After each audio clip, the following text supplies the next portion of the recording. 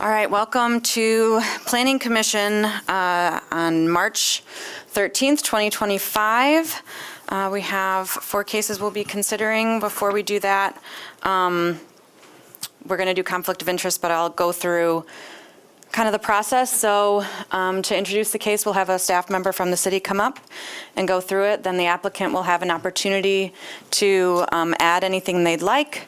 We'll open up the public hearing where we'll ask you if you're addressing the commission to state your name for the record, and then you'll have 3 minutes and to keep your comments focused toward the commission and not the audience.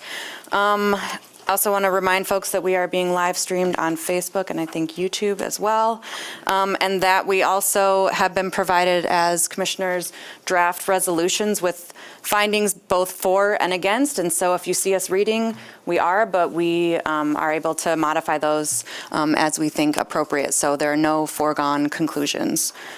Did I miss anything for that? All right, then let's do conflict of interest. Does anyone have a potential conflict? All right, seeing none, we can move forward to 633, 637. I thought I was going to do it at the end. Okay, sorry. No? Okay, sorry. And 647, Ottawa.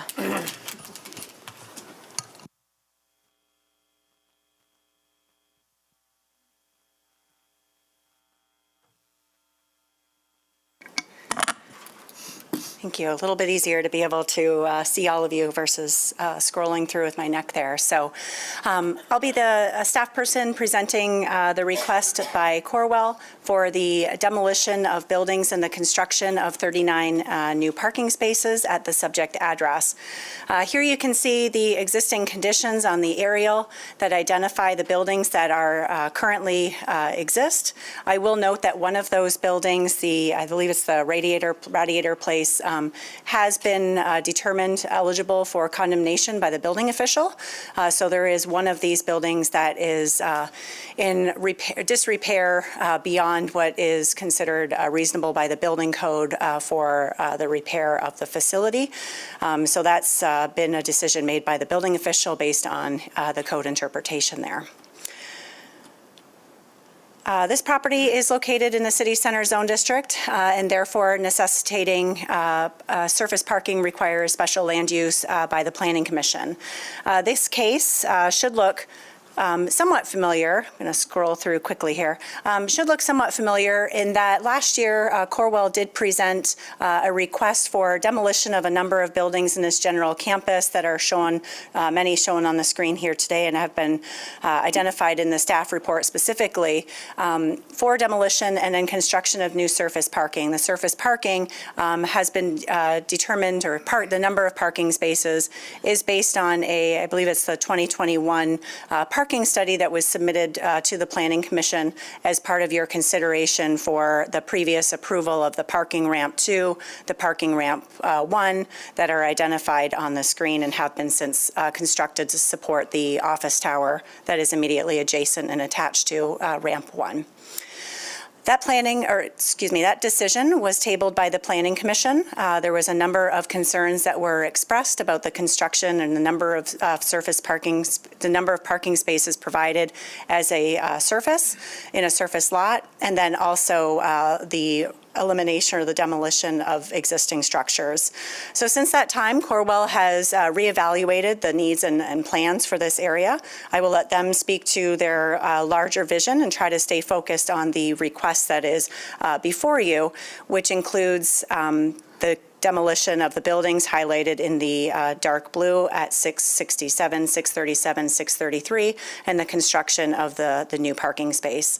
Part of the difference in this application from what was previously presented to you is that there is now a resident tower that is being proposed at Ionia, Corwell Avenue in Ottawa, or Corwell Drive, pardon me, and Ottawa Avenue, where 648, I need to put on my glasses here, 649 and 648 Ottawa are located with the 166 spaces.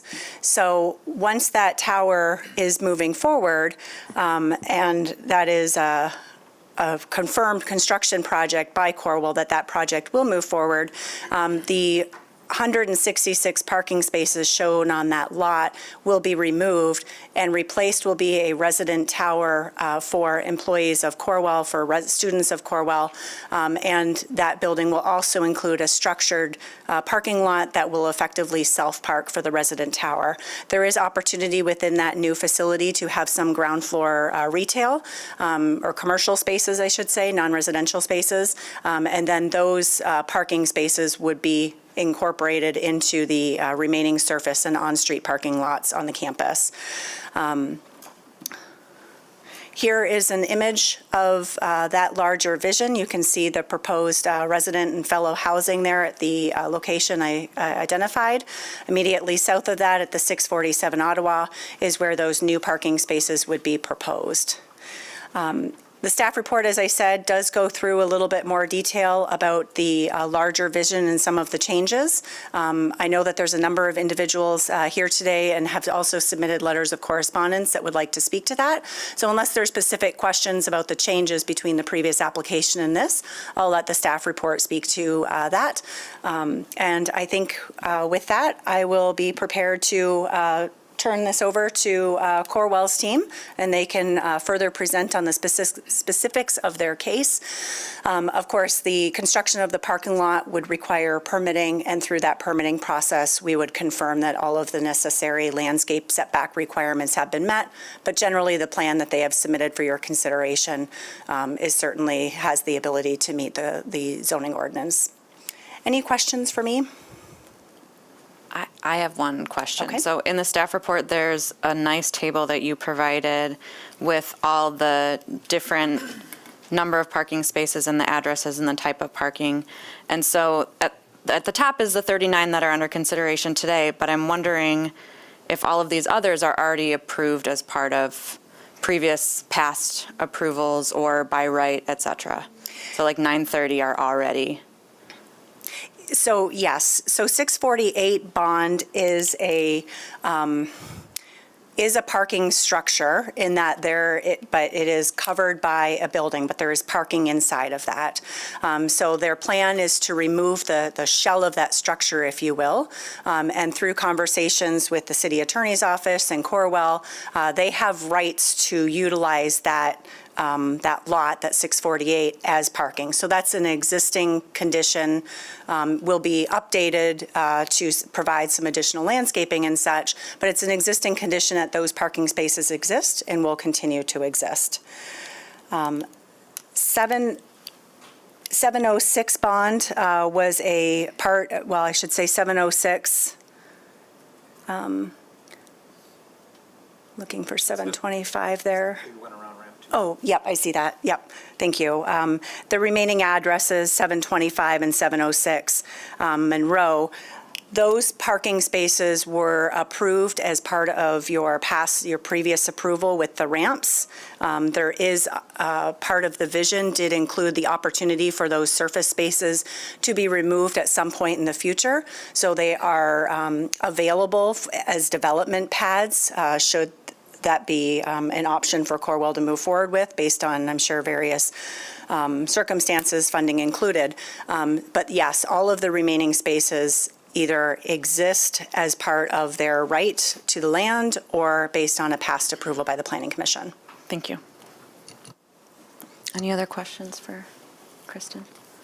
Okay, thank you. All right, we'll have the applicant come up.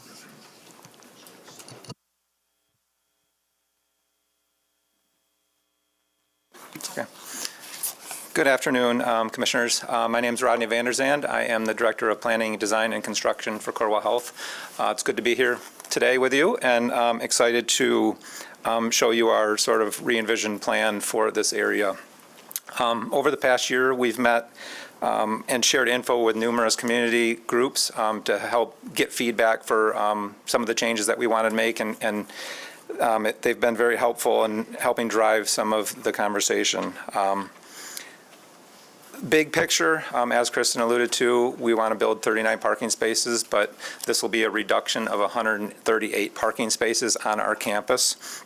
And we know that building any surface parking it displeases some in the community, but we feel that, you know, by decreasing that 138, it's actually an acre worth of asphalt parking lot that we will be removing from our campus area. So definitely a win, we feel.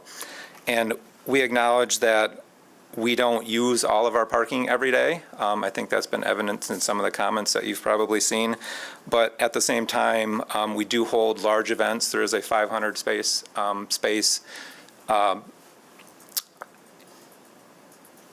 person space in the tower, and also 300 learning seats within the tower. So more people come to the campus than that just work there. I think you've seen a letter that I submitted on Tuesday that gave some more details around the campus as a whole, not necessarily this particular parking lot, but there is more demand that we're bringing to this area than just the resident housing as well, and I wanted to provide more info on that. So, like Kristen said, we were here about 16 months or so ago, and we presented a similar plan, but at that time, the resident housing project was more of a concept, looking for some funding. Now we are actively in design, moving forward. We're currently in schematic design, and we have some philanthropic support for that project, so we have confidence that it will be moving forward. As part of that, Kristen mentioned the integral parking that's dedicated to that building. We're building that as a 1-to-1 ratio, 1 parking space per unit, and that meets the zoning ordinance for that project. However, we surveyed our current residents and fellows that are in our system, and 70% of them have spouses, and what we found is the current makeup of automobiles to household is about 1.5 to 1, so that's about a 53 space deficit. And we intend for any overflow from that development to, you know, use one of the other surface lots in the area, as well as any visitors that might, you know, come to the building. Certainly could use street parking or potentially one of our other surface lots. Kristen also mentioned the commercial space that we are now putting in the first floor of that building. We heard many comments as we were talking to our community groups that looking for new active uses in the area, so we decided to take that first floor and convert it over to commercial space of almost 6,400 square feet. And once again, you know, obviously employees and patrons, they'll need a place to park while they're there. And then maybe the biggest change, last time we were here, we were proposing to demolish 711 Ionia and 700 Ottawa. We are now, we've pivoted from that and are looking to reuse the current building at 700 Ottawa. And we'll be bringing in a community education center to that. And day one, there'll be about 15 employees, and the intent is that that builds up to about 30 to 45. And it also has classrooms in it that will run Monday through Saturday, multiple different types of classes, up to 25 apiece, running sometimes simultaneously, so we could see 50-plus people at any one time visiting that building as well. And the site at 700 Ottawa only has 17 parking spaces, so those extra people also will, you know, need to find a place to park, so they will also spill over into our existing lots. So each one of these changes either is increasing the demand that we're going to have in the area, or it's the ask actually is decreasing our supply by 138 spaces. And we feel that that's definitely moving in the direction of some of the people that are opposed to the plan, and maybe the biggest difference is just the timing of which we're able to develop the overall area and convert some of these parking lots. we're a health system. We have no desire to overbuild our parking. It serves no need for us. In this particular community, there's not a lot to fall back on, though, so we feel we need to provide our own parking, and so that's what we're trying to do here. And what we've proposed meets the parking demand study that was previously approved. So we're really excited to be part of North Monroe. I think the people that work at Corwell Health Place, all of us here included, like the area. And we do have visions for bringing more to the area and filling in some of these parking lots. It's just, timing, being deliberate in what we're doing, making good decisions, and this is sort of a stepping stone to us getting there eventually. So with that, really appreciate the time. Thank you for having us here, and thank you for the consideration. Great, thank you. Will you stay up? Commissions might ask you questions. Go ahead.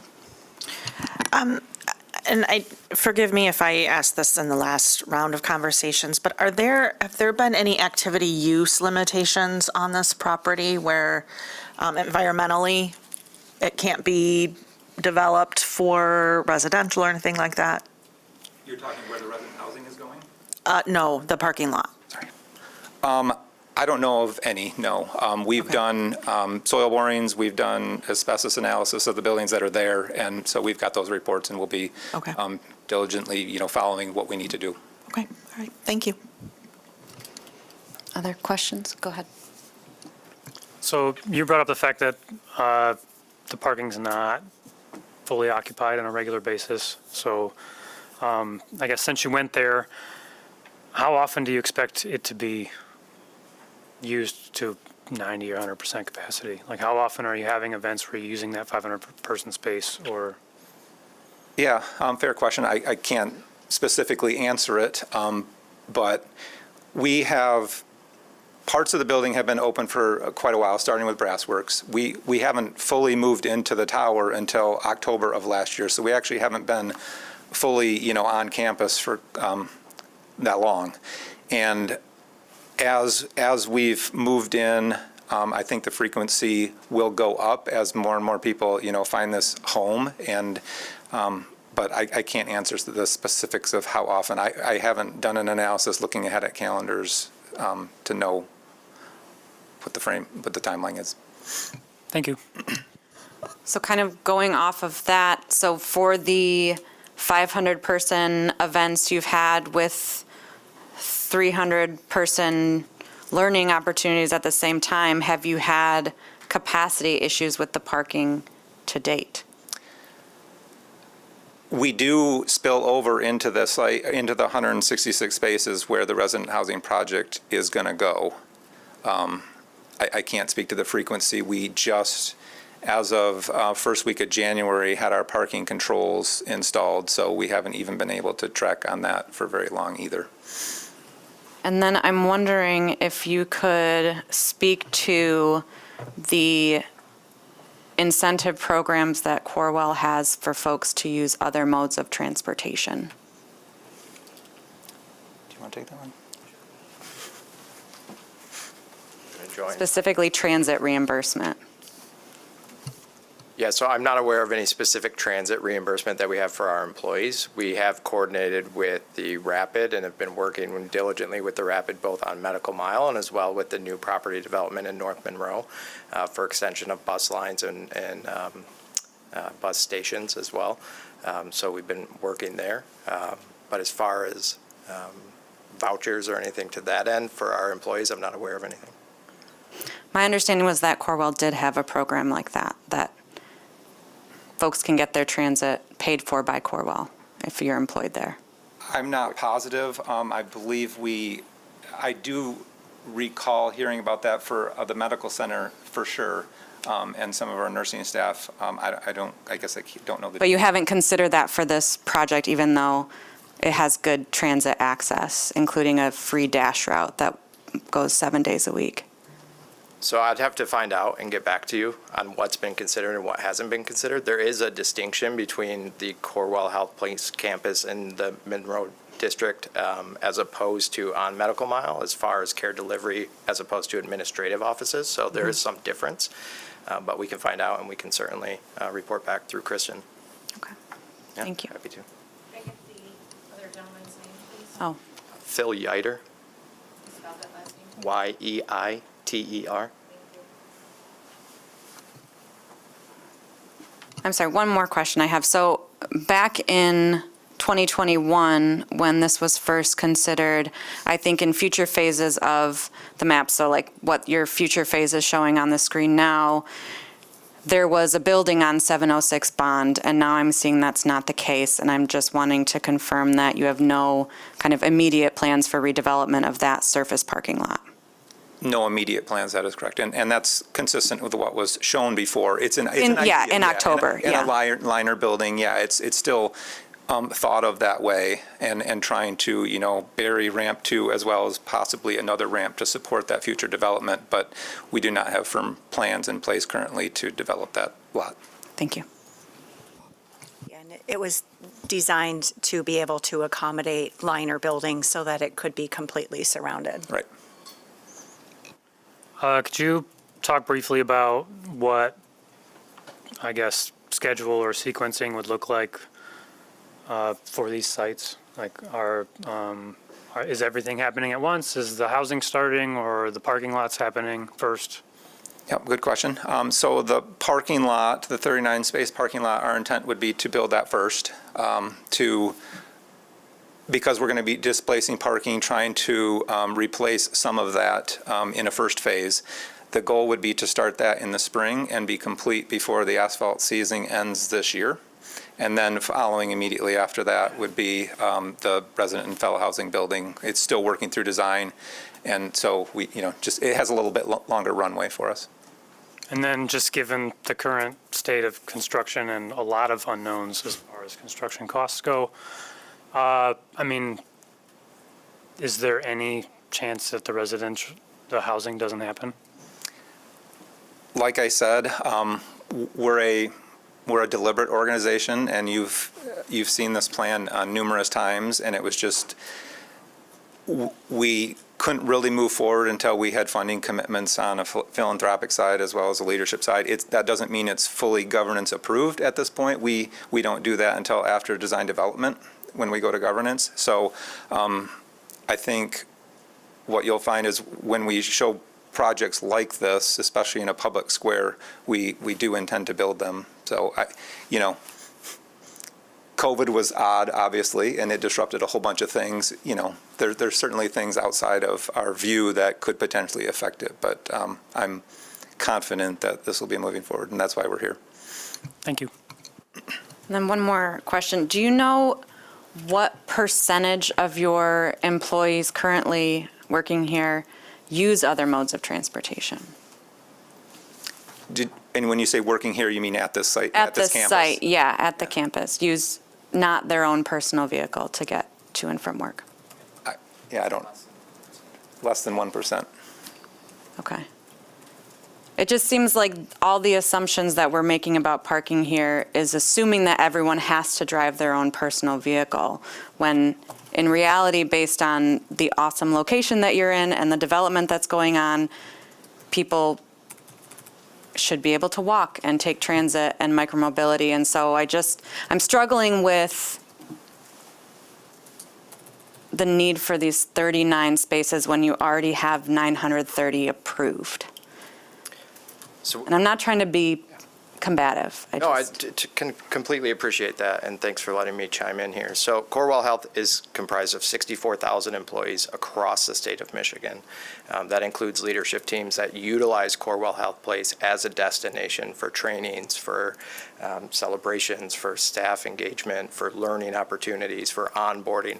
And so we have a number of employees that come from outside of the greater Grand Rapids area that utilize this parking. So when Rodney speaks about one-time parking, that is one of the variables that we have to contend with. Specific to the 39 parking spaces today, The plan is, and this was articulated a little bit by Kristen earlier, but this is, if you look at it as a development pad, which we're utilizing the other areas on the campus for. And so there's currently 2 vacant buildings that would come down in this. The question is, what do you do with that space? Our proposal is we put in parking as a development pad, as a holding place that meets the potential that we have for additional parking. We've already seen overflow into the new areas. We're continuing to develop. We're bringing more people in to utilize parking, and so we would have this there. There's the component of the retail space as well, which is also walkable and public transit accessible, but there will inevitably be people who will be parking. This is coincidentally directly across the street from that commercial space as well, and separate from what's currently active campus. So there's been a lot of intentionality behind this. I won't belabor the points that Rodney made about the community feedback and stakeholder engagement to try and get to where we are today. But when we look at what do you do if you take down 2 empty buildings and a very small parcel of land, there's not a lot of options other than to go with this development pad, which happens to be parking in the meantime. All right, I'll leave it there. Anybody else? Questions? I'm sorry if I missed it, but in your packet, you said that you would be providing documentation about community engagement related to this project, and I think I missed the documentation. So could you tell us what you did as far as community engagement goes for this project at this time? Yeah, so we've been engaged with the North Monroe Business District as well as the Noble Community Association. We've also engaged with Strong Towns, having folks come on site to walk through the campus to see development opportunities, and in instances where those opportunities did not work for in-person, we've virtually shared the plans and solicited feedback. We've attended community forums. We've attended the neighborhood association meetings. We've spoken with the Rapid. We've spoken with DGRI. We've spoken with the Grand Rapids Chamber. We've spoken with numerous groups where we present this plan and have solicited feedback. We're now regular attendees at several of these meetings as well, often invited but continuously working. We've shared our community relations teams. We've shared all of our contact information, and we have a healthy and productive back and forth on the plan. So I hope that answers your question. A little more detail. Thank you. Anybody else?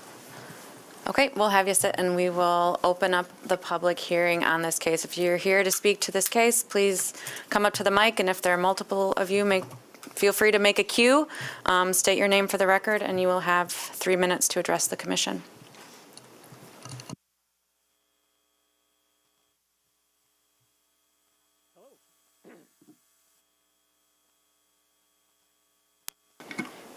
Alrighty, you can hear me now.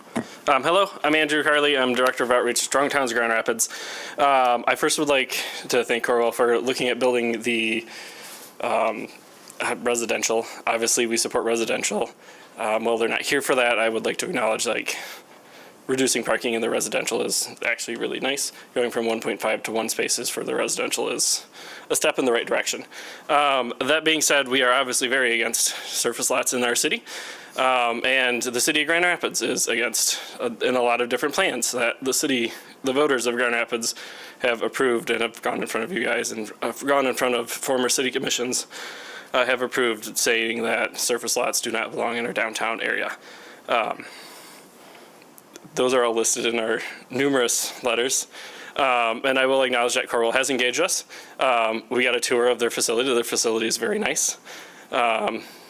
And as a former Corwell employee at one point way back in the day, they did have transportation reimbursement, but I think it died when they ended their partnership with the Michigan bus.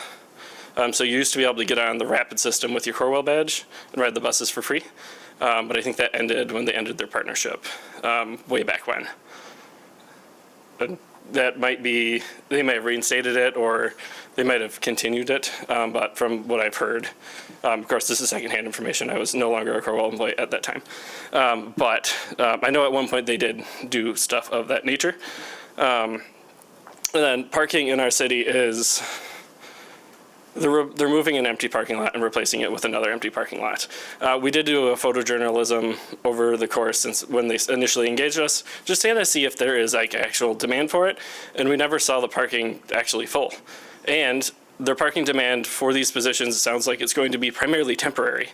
Well, there's a lot of really empty parking lamps within walking distance of the development. By the Perigo building, that ramp is always empty. I run hills and stairs every Wednesday through this area. I think I've never seen more than like a couple of cars there. Former company I worked with here ran an internship program out of that building. We were the only people in the building. And so I know that parking ramp is empty and it's in walking distance from Corwell's current development. The hotel is also quite empty. The ramp there is also quite empty. So I think partnering, instead of building a ramp, partnering with those other folks in the community that already have parking availability would just be a better move for moving forward with our community. And I would love to, if Corwell wants to keep the parking lot, or the parking ramp, if they want to not do parking and make them grass lots, I'm sure there's a lot of community engaging organizations that would love to engage and have good ideas about what to do for that property in the meantime. Trees and pots, provide shade, picnic tables, provide places to sit, places to eat, and provide outdoor enrichment activities for folks. There's a lot of things we can do. We just got to think a little bit outside of the box in those areas. Thank you.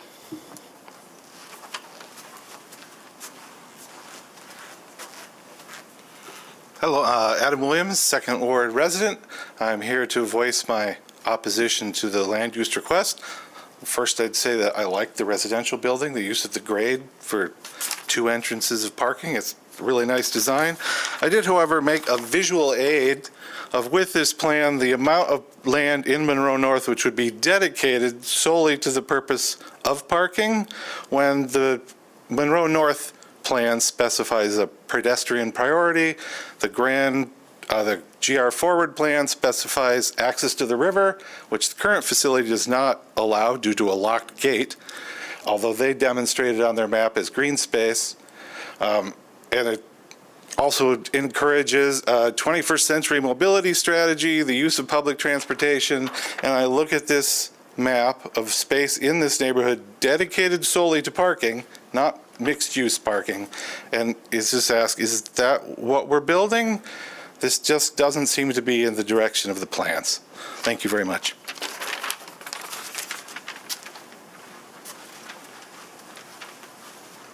Hello, my name is Nate Langle. I'm a resident of the Creston neighborhood, and I bike, dash, and walk through the North Monroe district on a regular basis between my work downtown and my home. I made a quick list of some of my favorite things to do in North Monroe. One of them is to visit the city-built social zone, the World of Winter settings, the swing sets that I was able to play on with my kids a few weeks ago, the musical interactive stations. There was a giant blow-up monster, outdoor movies in the park at 555 Monroe, an artificial turf setup with the ability to play soccer and football with my kids during some summer events a few years ago, and then waving to my high school students that like to play at the skate park. And I realized that all of these things are in locations that were parking lots. So I would invite our planning to see as like, maybe we skip the parking lot phase and go right to the community building things, the event things, the liveliness and placemaking ability of what we could be using space for rather than simply parking cars. I am by no means anti-Corwell or Spectrum Health. All 3 of my children were born at Butterworth Hospital. My son got to meet my daughter for the first time riding the bus through Monroe to stop at the hospital. When my wife informed me it was time to have 3 children is enough, the bus got me to and from that procedure, and it is very much possible. I work at the Public Museum School, and there's an exhibit right inside the front door that shows what happened to City Hall.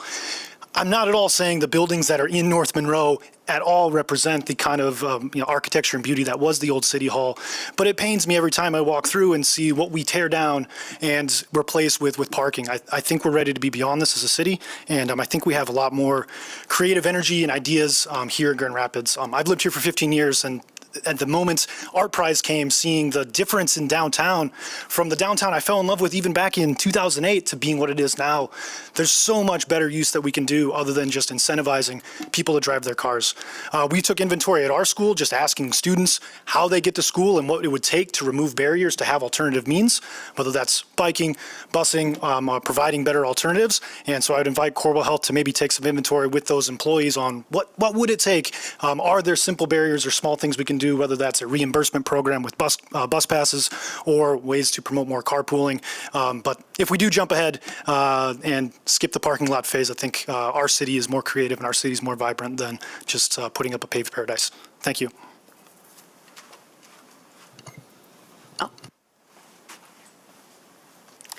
Hello, I am Laura Sessa. I live in Ward 2, and I'm also the secretary for Strong Towns Grand Rapids. So I did attend their event on the campus where we did tour the facility. However, I would not describe what happened as a discussion. It was a project pitch. They were telling us what they wanted to do, and that was it. It's a great facility, but it's not a public facility, and it doesn't have to be. It's Corwell's buildings, that's fine, but even their outdoor space is gated. And I do have serious questions about their commitment to alternative modes of transportation other than personal vehicles. They state that they're engaged with the Rapid, but as Andrew said, their existing partnership with a Rapid route on Michigan Avenue doesn't exist anymore. They have a bike parking facility. However, there are only 20 spaces roughly when I was there in December of 2023. And that's compared to almost 1,000 spaces for cars. And I did ask at that meeting if they had any incentives, as you mentioned, for alternative transportation, and they said they didn't have any. So I also just want to point out that having ample free parking like this does have serious implications on people's choice on how they get around a city. So a study from this year in the Journal of Transport and Land Use found that 95% of people who have free parking at work commute by car. And that's compared to just 37% of people who do not have free parking at work. So that is obviously a huge implication for building ample parking at places of employment does to encourage private vehicle dependency. And I think that if Grand Rapids is serious about shifting our mode use away from personal vehicles, which I believe that we are, given the many goals that are in the community master plan that you approved last year, given what is in the draft of the climate action adaptation plan, I think that the city does have real goals about shifting transport usage. And I think that continuing to build surface parking like this is not consistent with the city's goals. Thank you.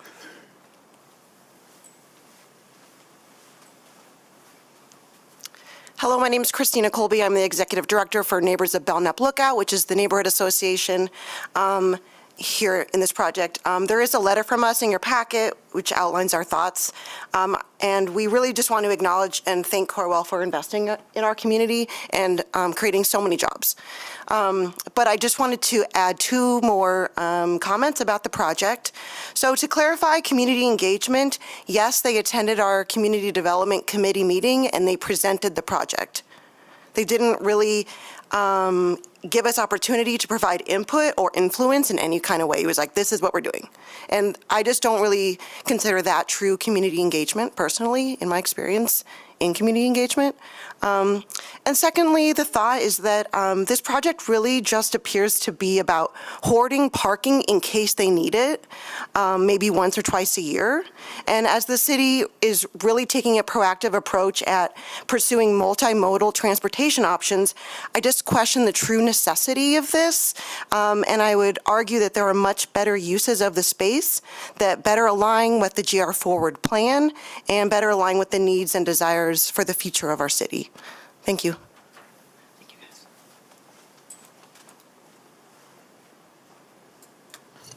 Anyone else wish to comment on this case?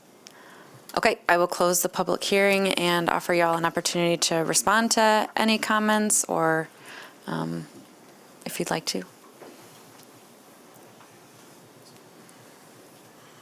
No? Does anybody else have questions for? I guess I would like to hear more about, you said you talked with the Rapid and other stakeholders. I guess what were those conversations like with the Rapid and DGRI, for example? Yeah, so they've been positive. You'll notice that there's not opposition. When we've met with the groups, we talk about our long-term plans for the area and the growth that we have within what we're looking at on the map today.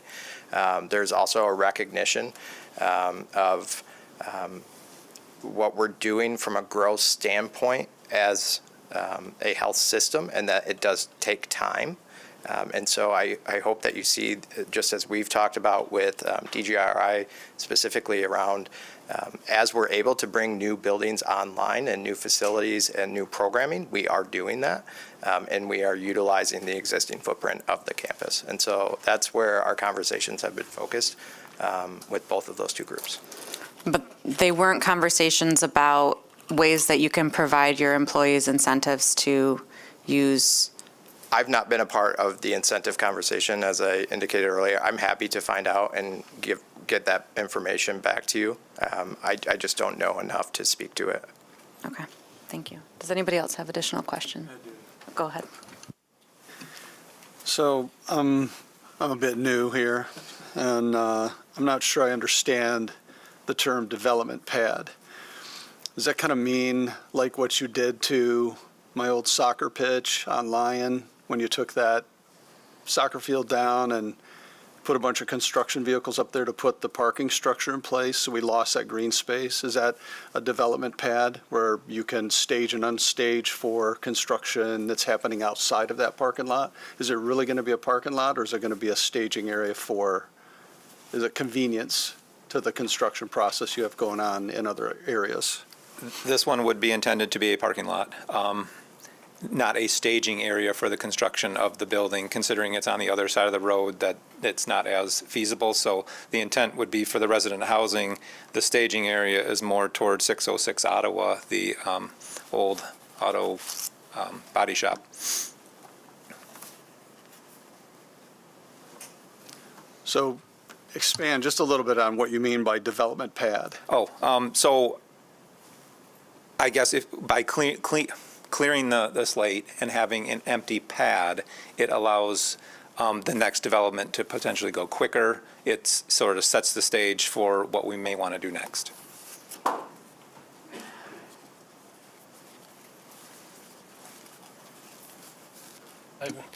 Yeah, I think the last time we were here, you were here, the main concern that I had and that I think the commission had was around the lack of neighborhood engagement that was done, right? And we had a lot of folks here who had said they didn't know what was going on, hadn't had any opportunity. This time what we've heard is there had been some meetings, but it was a presentation. So I'm wondering if you could talk about how those meetings were facilitated, what type of feedback you got from the meetings, and how that feedback was directly incorporated into the plans that you pulled together here. Yeah, I believe there's some in Rodney's letter that he had submitted prior to about how that was exactly incorporated. But as far as the on-site campus tour walkthrough, those invitations were sent out wide swath. You heard from some folks today who attended. We did present what the potential plans look like. This plan that you see today is different than the plan that was presented then.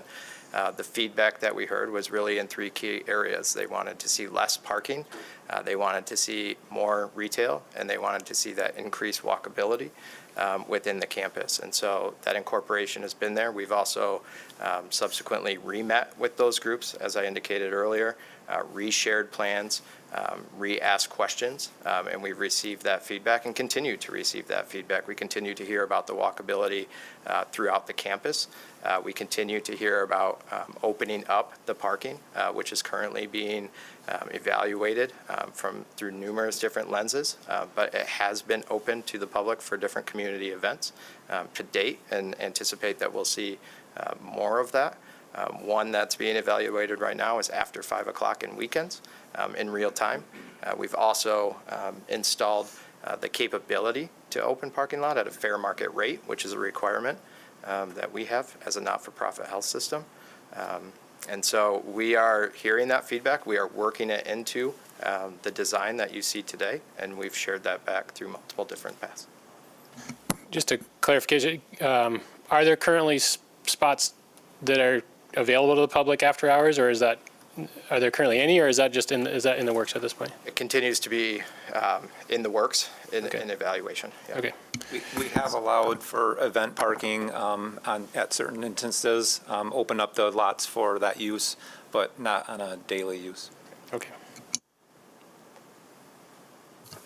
So I know that the parking study was accepted by Planning Commission back in 2021. It's been 4 years now. Kind of speaking to or following up with one of the public comments we had related to talking to or validating that with employees or talking to them about alternatives. What kind of back and forth with the folks that are actually working here have there been? So as far as the return to work goes, within our teams, the organization has a goal of a hybrid flexibility within each team, right? So it's a little bit unique to depending on what division you're in, what day you're in, but it's 3 days a week. Closer to the microphone? Yes, sorry. It's 3 days a week generally is what the target has been, and that's spread throughout the week. There are certainly days that are higher, Tuesday, Wednesdays, and Thursdays. We see a much higher capacity and utilize the campus differently throughout that when we bring in staff from across the state. There's also been some beginning stages of looking at where our employees come from. We know that the vast majority of our employees do not come from the city of Grand Rapids. They come from the closet communities that surround the greater Grand Rapids area on a regular daily basis. And so that's all kind of weighs into what those designs are. There still remains a disconnect in the transportation network between the closet communities and the city of Grand Rapids, and that's taken to an account. And then, as I mentioned earlier, we do have that statewide footprint of bringing in teams from across the state. We have tried, and we continue to, where we can. We utilize buses. We also utilize vans to minimize the footprint when we are moving teams of employees, whether it's from Lakeland, Niles, Royal Oak, east side of the state, coming in for those days. And so there is a commitment from the organization where we can, but it's not always feasible on a regular basis for the one-offs. Well, I think that study about learning where folks are coming from to this I think that's a valiant effort, and I would love to see results from that at some point to inform these decisions for sure. So thanks for that. Anybody else have questions? I'm just curious about the events that you talked about. Are these more like just day events, or are these overnight kind of deals? Are these conferences that people are staying in the city overnight or just coming for the day? It's all of the above.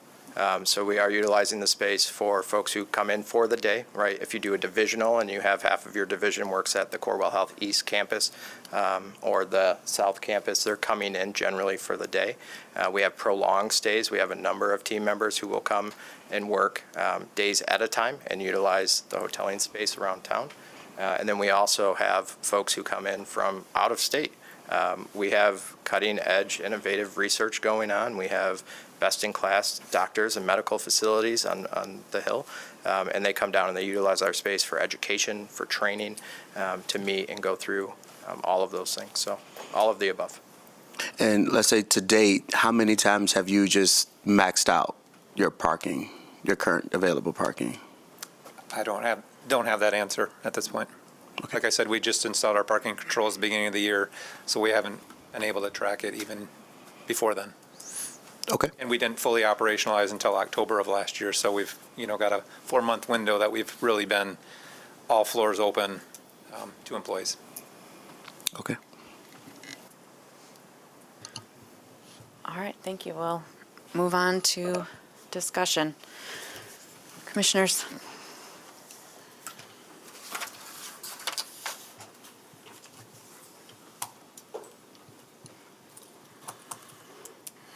Thoughts? I know. I refuse to go first. I'll go first. So I think to start, I think that you'd find that probably everybody's really like the amount of investment that you have put in this area and is obvious and appreciated, and that the fact that you want to be here in the city and that you're showing it by investing so much in the city is appreciated.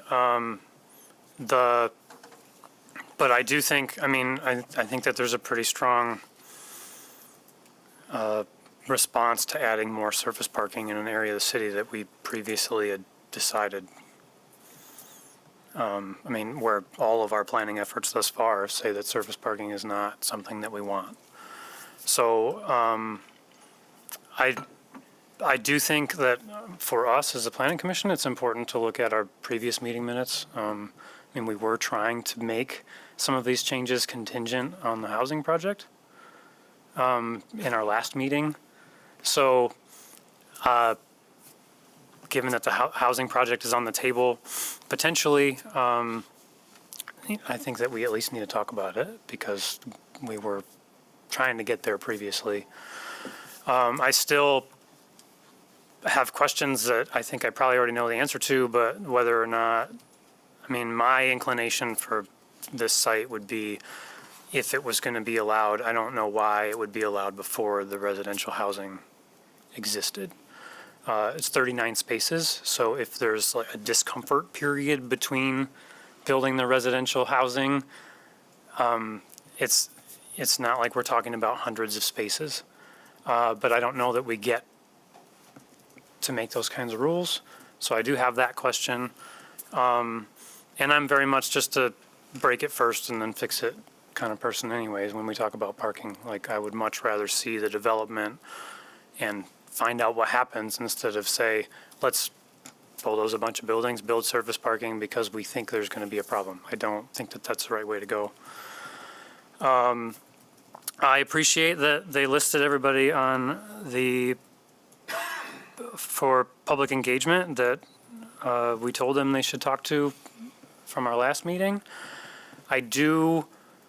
So it seems to me there was a point in the Planning Commission's history, and I think we've gotten away from it a little bit, where providing sign-in sheets and providing evidence of public engagement was at least highly recommended. I remember, if not required, I don't know if it was ever absolutely required, but so I guess I'm a little surprised that we said we talked to all those organizations, but we have and neighborhood, but we don't have any idea how many people were there. We don't have any documentation showing it, even though the application says that we'll have it.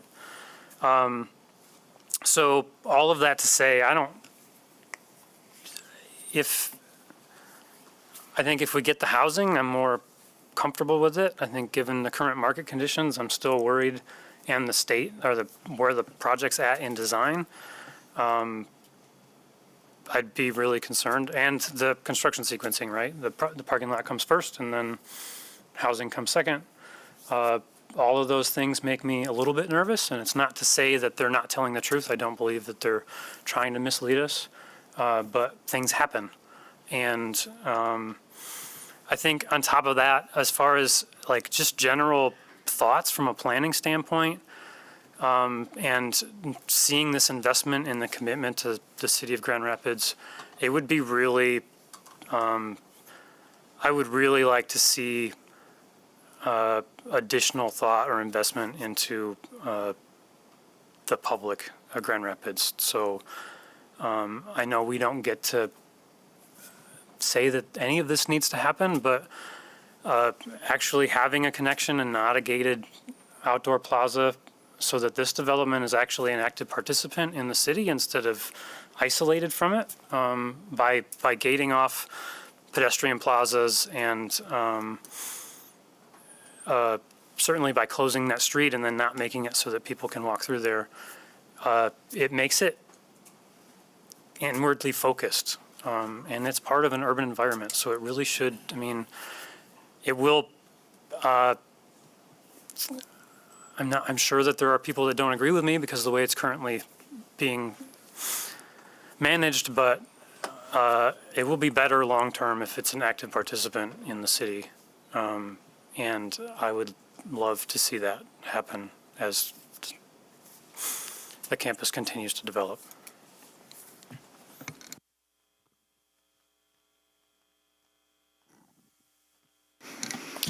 I'll piggyback off that.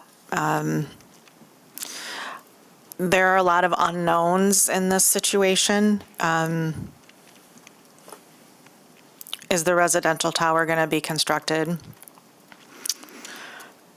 I've also heard that this may be just a temporary parking lot and that may be developed later. So then I started questioning, then are these spots necessary?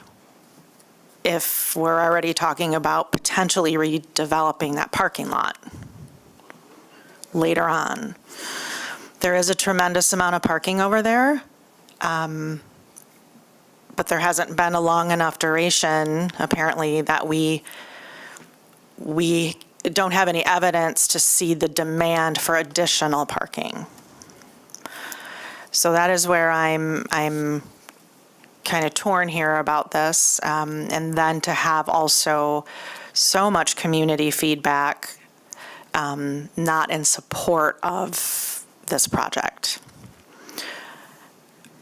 So I have a tendency to lean toward not supporting it at this point. Now, if 6 months from now or a year from now this comes back because there is a need for parking, because people are parking on the street and it's impacting business operations, I would be more inclined to support it then.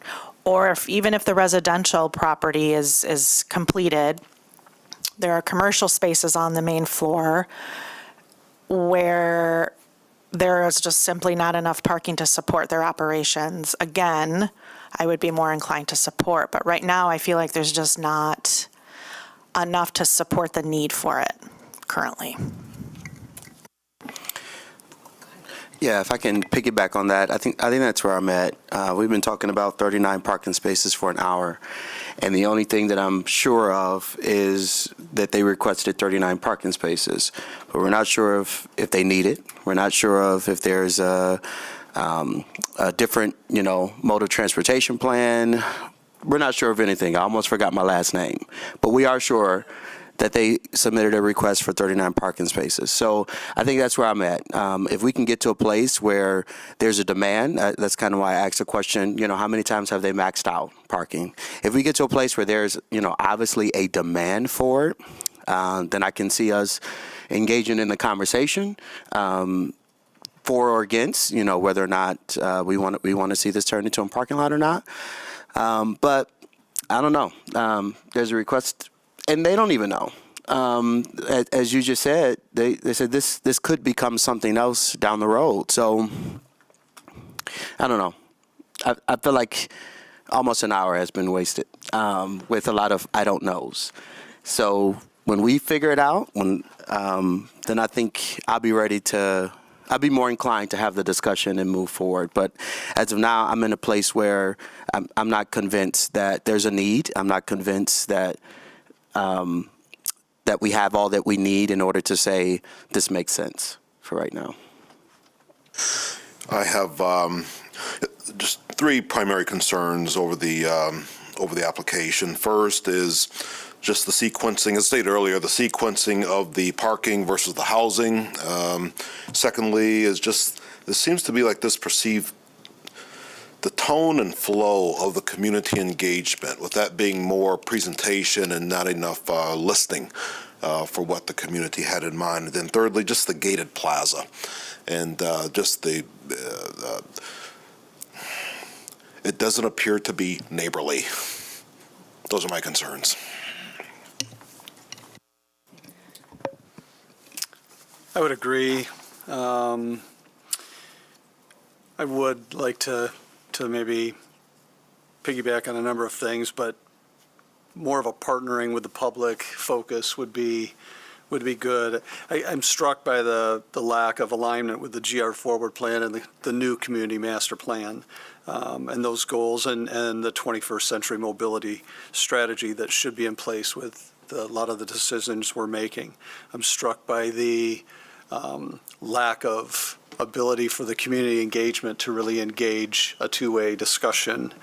And I am really struck by the gated plaza that says keep out versus here's the way to the river where you can enjoy your city. So those are areas that trouble me at this point. I think I have more questions now than before we started.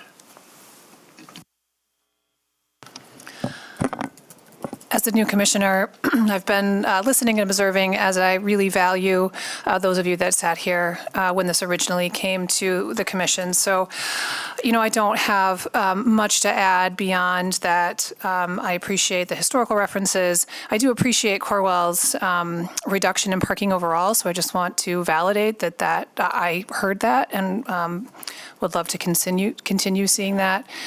I do think we had one letter of support from the Monroe North Business District, so I just want to say that for the record too. But yes, generally speaking, lack of support from community, from the engagement process. So candidly, I'm torn on this one, but also thinking long-term about the future of the city and knowing surface parking is not that solution for us.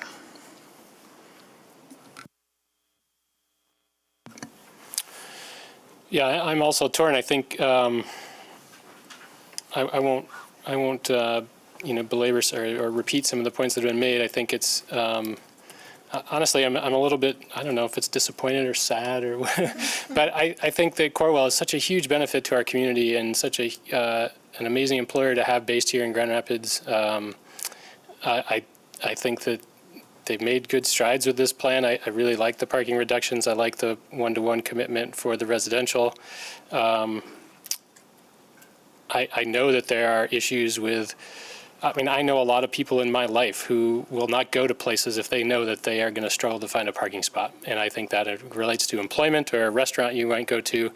It's not who I am, but I know a lot of people for whom that would be a challenge, and so I'm sympathetic to the idea of employment, trying to employ people in a core city, and trying to bring them in from Walker and Rockford, where expectations around parking situations are just different. And while this parking is scattered over multiple city blocks, and there might be always 50 spots open out of the 900 and some that they have, but I can imagine that finding one of those spots when they're almost full is going to be a challenge, right? And so that I get it, even though I wish it were different, and I think that our city desires to be different, and clearly the planning and the plans that have been referenced here, request that we are different, and so I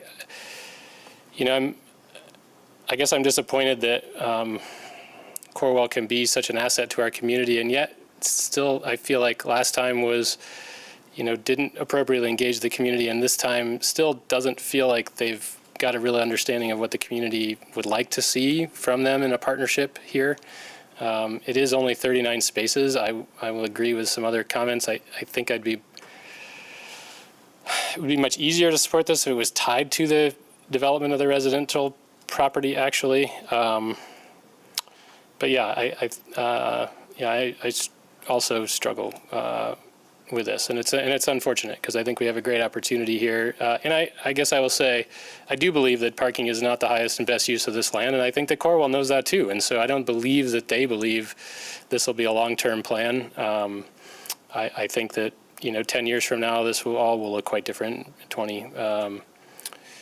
And I believe that, and I know it's hard for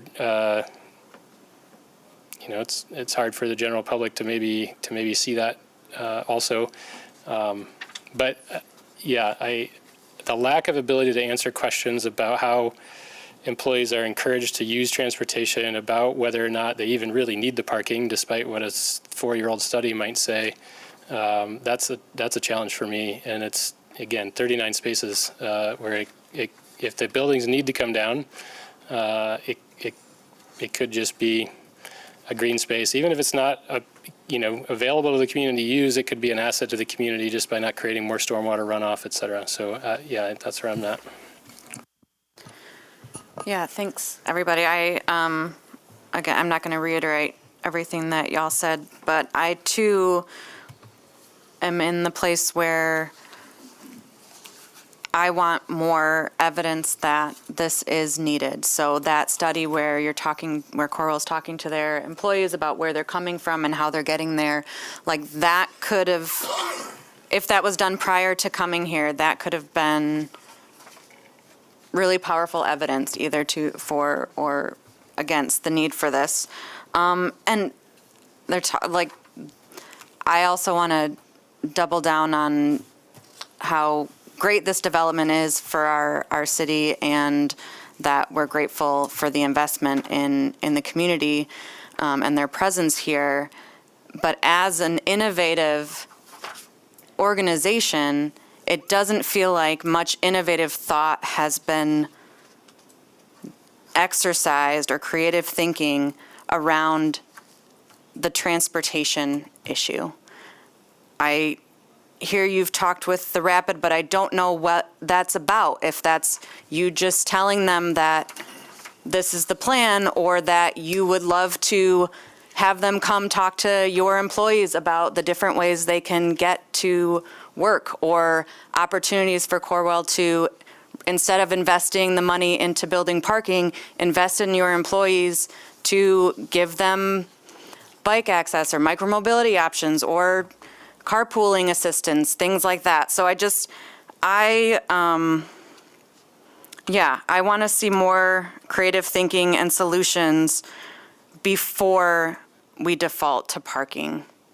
And one question I had was for staff is, I know we talked about, was it just the one segment of downtown, but wasn't there part of the new ordinance where people have to have a transportation demand management plan if they're going to build more than 120%? So yes, there was a recent amendment for large office users downtown that would have required transportation demand management strategies where certain thresholds are made, meaning they wanted to park by more than 20% in a structure. So this isn't. It's not the same. Also, I think the submission and the previous submission of the previous submission that included the parking demand study, all of that happened before, and also wouldn't necessarily be, I don't want to use the word relevant, wouldn't be required based on the fact that these are surface lots being proposed instead. That makes sense. Still, I think as big of a presence as Corwell has in this city, having a transportation demand management plan for all of the parts of the various campuses you have would be beneficial. But I know we can't require that either. But yeah, so I'm not in favor. I wouldn't vote to approve this today. That's where I am. But I would consider tabling it if I were to make a motion, which I'm not. Just wanted to note a couple of comments that were made specifically about the maybe concerns or frustration about the lack of connectivity through the campus and such, or maybe along Bond. Those are, in my opinion, outside of, those decisions have been made in terms of whether it's through property rights or through city commission action to vacate Bond. So there's decisions there that are really outside the scope of this specific review. So I would just be mindful of that and any subsequent decision that gets made today. Also, we talked a little bit about this being temporary. I don't think it's temporary in the way we might typically think of temporary uses. I think temporary in the fact that today it is being proposed for a surface parking lot, but there could be opportunity for it to be redeveloped into a building that may include structured parking within that future development. So I think that was maybe what Rodney had made mention of when he talked about it being temporary, that temporary in the fact that it could be replaced with a structure and or a structure with a building with structured parking. But I guess I would also say that, as we know, and as our former Commissioner Rosaboom would remind us, it doesn't have to be redeveloped if it's approved today, right? This could be its forever state if they chose it to be.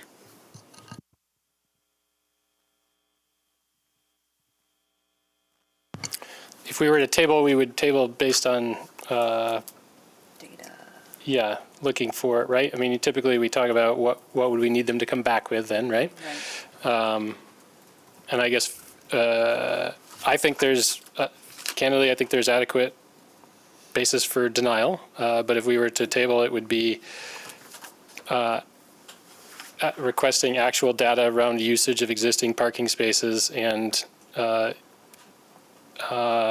employee opportunities for alternate modes to access the campus, as well as, in my mind, the residential building, some further commitment to that.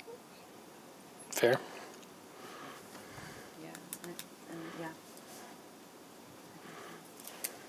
Should we take a pulse, I guess?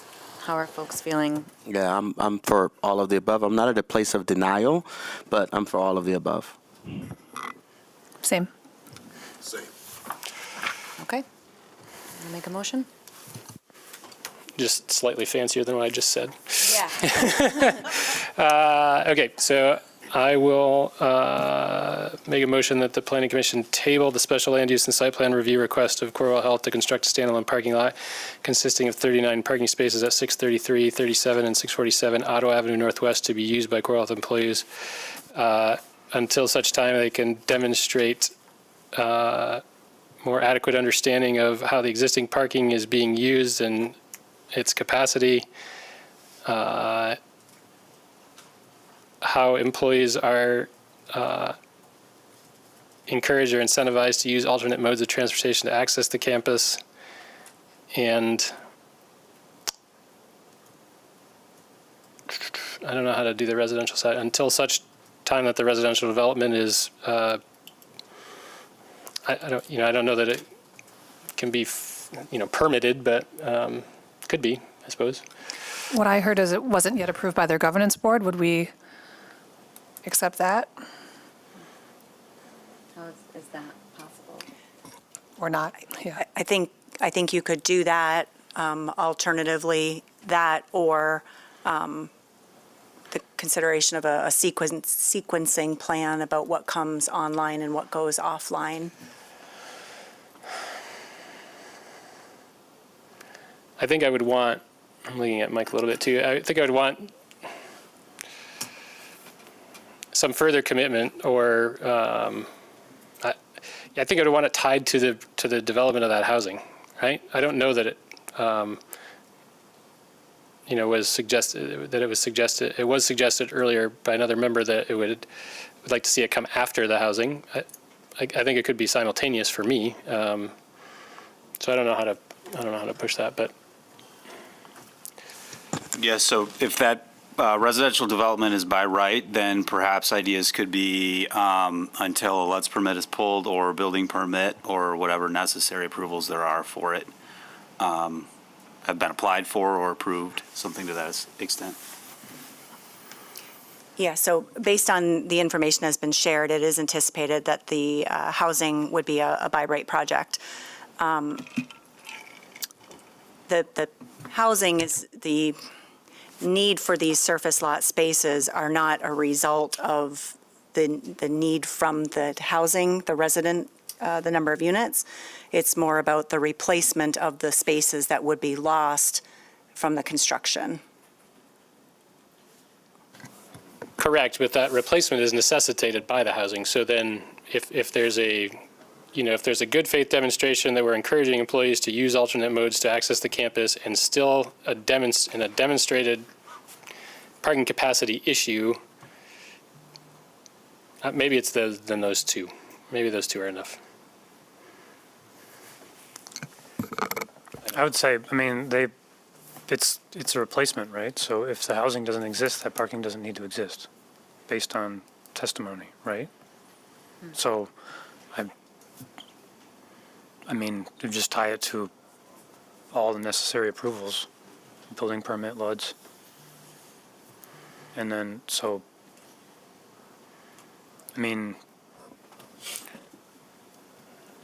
yeah, that would be my inclination. I don't know, because if the housing project doesn't happen, then 39 spaces don't need to exist. Because they're replacing 100 and some spaces. So I would continue with all three and just make it contingent on a building permit, because a building permit won't get issued without LUDs. Yeah, I think alternatively, if that's understanding that sounds like it's a concern from the Planning Commission, I mean, that could be incorporated into, if you were inclined to approve in the future based on the utilization information and the information on alternative modes, is looking at how to, that the construction of the parking lot would then, in the future motion, be tied to the permitting of the housing. It may not make sense to tie it in this current consideration, I suppose, unless your ask is that it not even be submitted until the housing is permitted, which I don't think is what you said.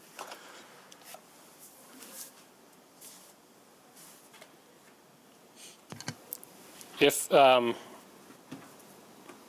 if we were to table without that, could that condition be, could subsequent approval be conditioned upon that? That's what I'm saying, Okay, yes. yes, then I would be comfortable And with. perhaps if, I think it's been message received, but if you wanted to add a motion or a condition, pardon me, or a finding around that issue, perhaps that further consideration by Corwell relative to the sequencing of the construction be further articulated in future meetings. Yeah. Does your condition related to exploration of alternatives include kind of results from that study where their employees are coming from, and employee survey, things like that related to not only talking with others about potential incentives, but also data from their employees about what it would take for them to take other modes? Certainly could. I don't think we have a second on the motion yet, so. No, I don't even know if I have a motion yet. Should have wrote it down before I said it, but. Yeah, do you have language? It was doing so well, I didn't start typing. That additional data be provided. Carol, could you read back the first two that Commissioner Yonker made mention of? Additional data be provided demonstrating the usage of the current facilities, parking facilities, and also demonstrating how the employees are encouraged to utilize alternate modes of transportation. And I can add that language that Laura suggested regarding the results of the different analyses. Yeah, the goal with that is just not for them to come back with just, these are the opportunities. I want more than just what's possible and more about what is, and yeah. I think that's fair, given that this request is contrary to the previous, sort of the planning that has been done for this area and for our city. I think it's fair to ask for, that to be included as part of the demonstration of need. Yep. Okay. And then the third point I drafted, that Corwell provide additional detail on the sequencing of construction of the proposed parking lot and resident tower.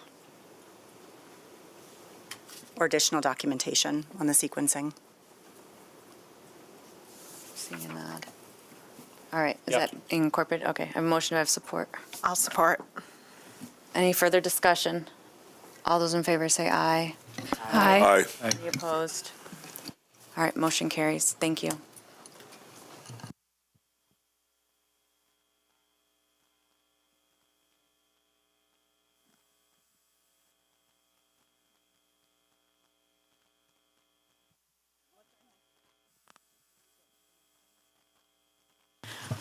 All right, we will move forward to 500, AKA 520, and 475, AKA 441, Lake Michigan Drive, Northwest. Laura.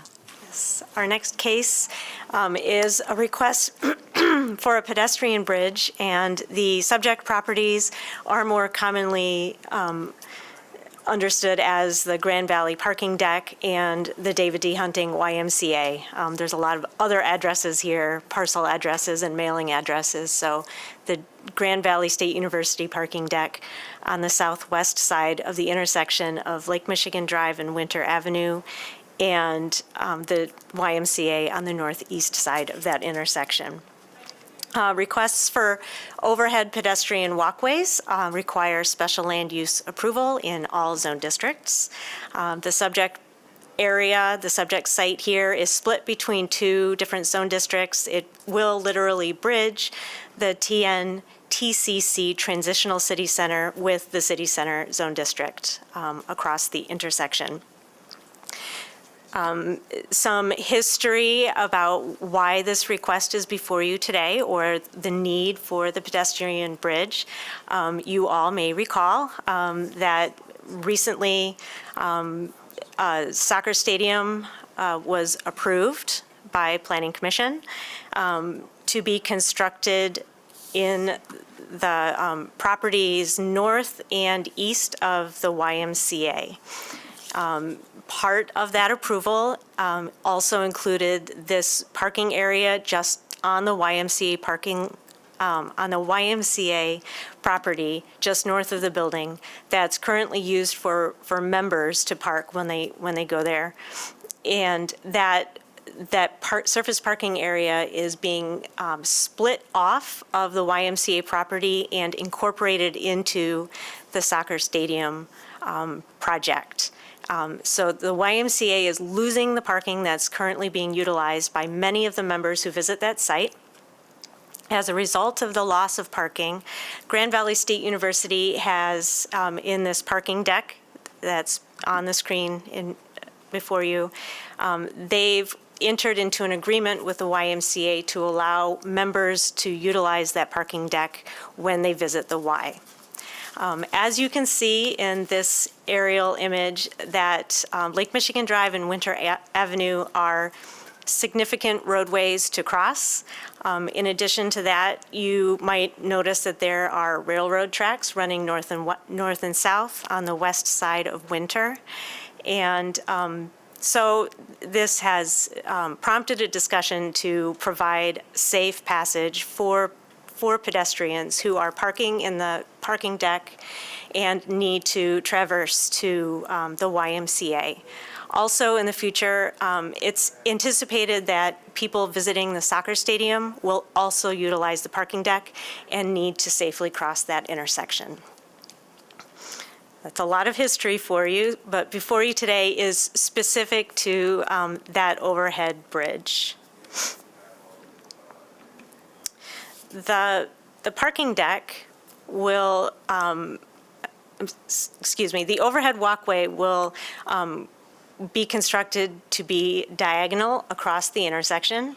The railroad tracks, CSX requires a minimum height of 23 feet over the railroad to allow for safe passage of the railroad use underneath the walkway. So the proposed height of the bridge is 30 feet, and that will connect the fourth story of the parking deck directly across to the YMCA to a new stair and elevator tower that will be constructed on the south side of the YMCA building. So some of the requirements specific in the zoning ordinance for overhead walkways are that have clear glass. The construction of the walkway, it's proposed to be a steel structure with transparent glazing, so that requirement is met. Another requirement is that the walkway be completely level on the outside. That if any grade changes need to happen, it's accounted for on the inside of the walkway. In this case, it's level all the way across. It will be one story high to accommodate one level of people walking across. And you may know that the YMCA is not 4 stories high. So the new stair and elevator tower is being constructed so that when people cross over to the Y, They will go down to the second floor of the YMCA, either by elevator or stairs. And the second floor will include a new hallway with member access. So members going into the YMCA will go down to the second floor and enter the Y on that floor. Anybody who needs to go down to street level will then go all the way down to the ground floor. So the bridge will be level, meeting that condition of approval. The third requirement is that it has a clear span across the public right-of-way, across the streets. And the bridge is proposed to have a clearance of 167 feet across the intersection. And because the railroad requires it to be so high above the railroad tracks, the proposed structure is over and above the minimum requirement that the city requires over the street, which is 16 feet. So 30 feet of clearance and the span of 167 feet between supports meets the requirement for a clear span and the minimum clearance over the intersection.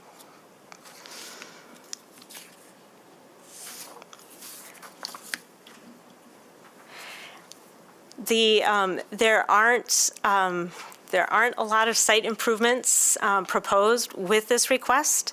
There are some improvements that are proposed with the soccer stadium request, such as improved pedestrian ramps at the intersections, some crosswalks. There is a crosswalk that is proposed going north and south on the west side of Lake Michigan Drive, across Lake Michigan Drive on the west side of Winter. These improvements are incorporated in the soccer stadium LUDS permit and will be part of that plan.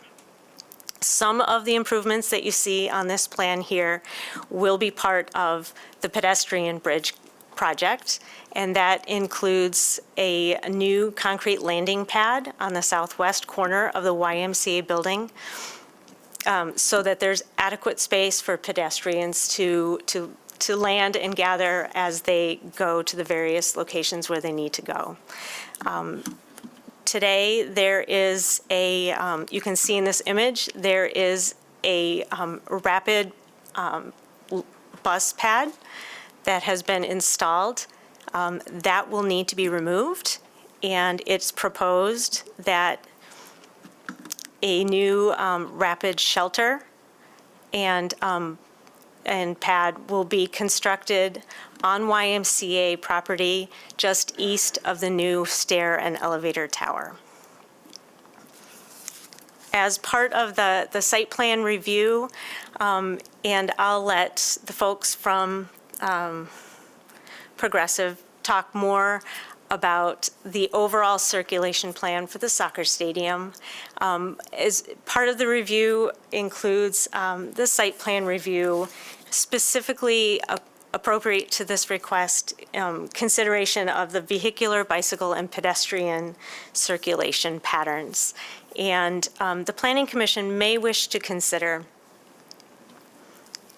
this new small pedestrian plaza that is proposed to be constructed. And if any elements may be considered that would enhance the pedestrian experience and connect everything with, the overall expected circulation for the soccer stadium. Some wayfinding, some landscaping. Then this new pedestrian plaza will replace existing green space on the property. And so that may be a point of consideration for the Planning Commission today. So in sum, we are asking the Planning Commission to consider this new overhead walkway to connect the Grand Valley parking deck to the YMCA building. And some key considerations are the appropriateness of the overhead walkway for the anticipated amount of traffic in the area and the impact on street-level pedestrian activity, and whether or not the design and scale of the structure fits within the desired development pattern for the area. Does anybody have questions for me? Thanks, Laura. Anyone have questions for Laura? I have just one, and so just kind of confirming what I think I heard you say, that non-members of the YMCA will not have access to the YMCA. That's my understanding. How that will, the detail of how that will occur, I don't believe has been finalized. The applicant can speak more to that. Okay. But they've been in discussion about card access checkpoints. Maybe at the beginning of the hallway or definitely at the end of the hallway. The YMCA will be constructing a new member check-in station as people enter the Y. And so at some point in the hallway, there may be an access that, like a key access that the membership cards would open up. Okay, thank you. All right, thanks, Laura. We'll have the applicant come up and expand.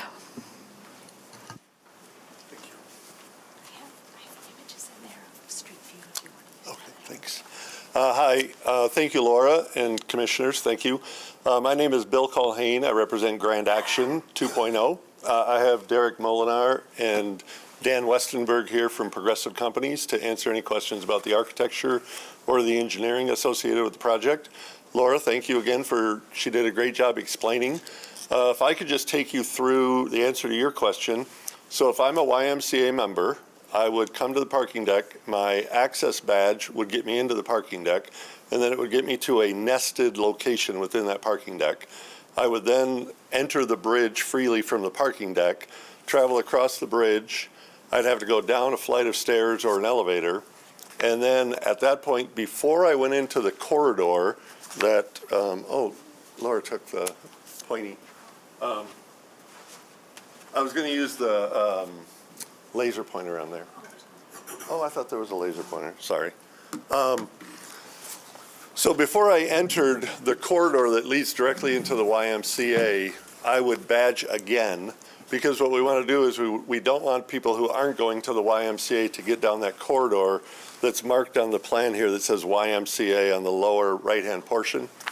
So if I'm not a YMCA member, I would be forced to either go back to where I came from or go all the way down. Thanks.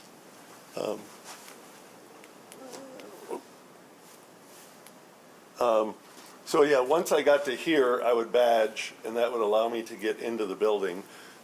If I were coming to a soccer match or another event at the facility, and I was parking there at the stadium, to go to the stadium, I would then go all the way down to the street level.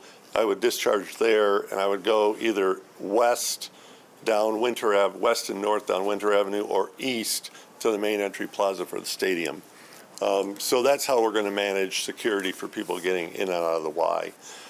Just a couple of comments I wanted to make before I answer any questions that you have. The traveling across this intersection, as Laura said earlier, it's important to make sure that the YMCA members have safe access. And one of the things that we sort of thought about is the family who's bringing a stroller. Maybe they have two small kids. Maybe it's a single parent trying to manage the kids to the YMCA. And we didn't want those people crossing the street level, right? Now, there will be a temporary interim period where they have to do that, and we're currently working with Mobile GR to develop a temporary crosswalk to add some signals and some striping on the street to do that. But ultimately, in the end, if I bring my family to the YMCA, I can travel safely across there. If I'm going to a soccer stadium, GVSU is opening up their parking for their own personal profit. There's no partnership with the soccer stadium itself, but people would also be able to travel across that bridge down to the street and get to street level. CSX can be difficult to work with at times. They've been very cordial with us, and they are actually interested in the bridge because it gets people off the street level and it gets them away from their railroad tracks. So we do have support from CSX, which is very fortunate for us, because I think we all know how long it can be to work with them sometimes. I also wanted to assure you that the necessary agreements are in place between GVSU and the YMCA with regards to ownership, access, parking arrangements over the course of time. So I'll answer any questions. Again, Derek can answer any questions about the architecture or the design, and Dan can answer any questions about engineering or planning. Can you speak just a little bit about ownership and long-term maintenance and how is it going to be responsible for that? So Grand Action 2.0 is going to develop the bridge. Upon its completion, it will be assigned, or ownership will be assigned to GVSU. They will own it. They will also provide security and maintenance and operations for the bridge. The bridge funding for maintenance and operations will be through a joint account between GVSU and the YMCA. They'll create an escrow account for light bulbs, cleaning, carpet replacement, or things like that.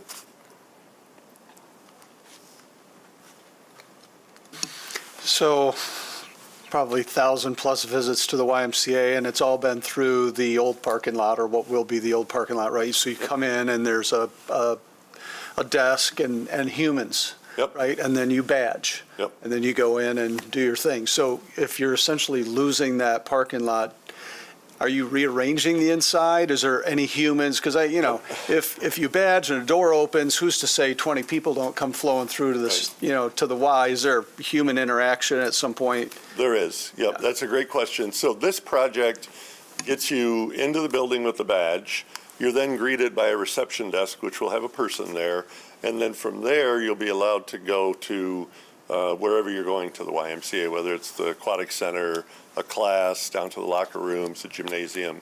So there will be an interactive person at that location. I'm sorry, to further address that, they're anticipating that their main floor entry, although we are providing them 42 spaces at the adjacent to their front entry, they're anticipating that's going to be drop-off, that's going to be daycare, that's going to be accessible parking, as well as senior parking. So that desk will most likely shrink, and then the upper desk, where the thousands of people are coming in and out, will be the primary desk. Laura mentioned potential for adding some design elements to improve the pedestrian experience in that plaza. Are y'all open to discussions with staff or working with staff to? We are, yep. To date, what we've done is the response for soccer is that we need to widen the sidewalks and create more of a queuing area at those intersections, not only at the intersection of Winter and Lake Michigan Drive, but also Pearl and Mount Vernon. And so the larger map that Laura showed about pedestrian circulation through the district has us adding significant parking improvements to those intersections. But additional green space adjacent to the YMCA, or the addition of planters or seating benches in that location are not out of the question. Okay. And then I'm curious about the dash shelter. Is that going to be kind of a larger than normal shelter, and assuming that folks may be using it when events are happening? Yeah, so that dash, so part of our overall pedestrian and traffic management plan for the stadium, we've identified a potential dash lot under the expressway up front. Yeah. This would remain about the same size as it is. It wouldn't be a primary dash lot or dash shelter that was used particularly on game days, but it would be a little bigger than it is right now. Okay, thank you. Anyone else? Okay, thank you. All right, thanks. All right, we will open up the public hearing. If you are here to speak on this case, make your way up to the mic, and you will state your name for the record, and you'll have 3 minutes to address us. How y'all doing? I'm D. Jones, passionate entrepreneur and visionary. I'm also on the board of the West Grand Neighborhood Organization, so I've been watching this soccer stadium thing. I also play a lot of soccer, so I enjoyed knowing that the soccer stadium is going to be built around my community, my neighborhood. I just wanted to say that with planning and things like that, I want you guys to think about what crypto could do for this, for our soccer stadium. We have a president that just adopted crypto. He just created the executive crypto order, and there's something called bit bonds, because I'm very going to keep nailing down on the community benefit. I don't feel like the community gets a lot of benefit that we should building this project. I do support the project, but I would like you guys to start advocating to our city, to our county government about actually the benefits of crypto, because us adopting crypto gives us free taxes without raising the taxes of all of the constituents across Kent County. That'd be a good thing to be able to use that the cryptocurrency and the taxes to be able to pay for the bonds for this, and also have bit bonds where we can also utilize the free taxes again from adopting crypto to be able to pay for some of this stuff.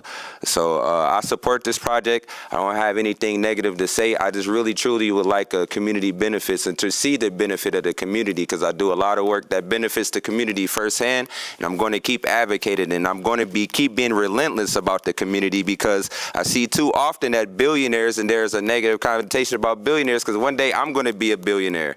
And I'm going to do a lot of beautiful things. I'm going to go speak to the United Nations in April. So I'm going to wake up a lot of people across this nation. And I'm going to continuously stand firm on my stance of community benefits and the community benefiting from this soccer stadium.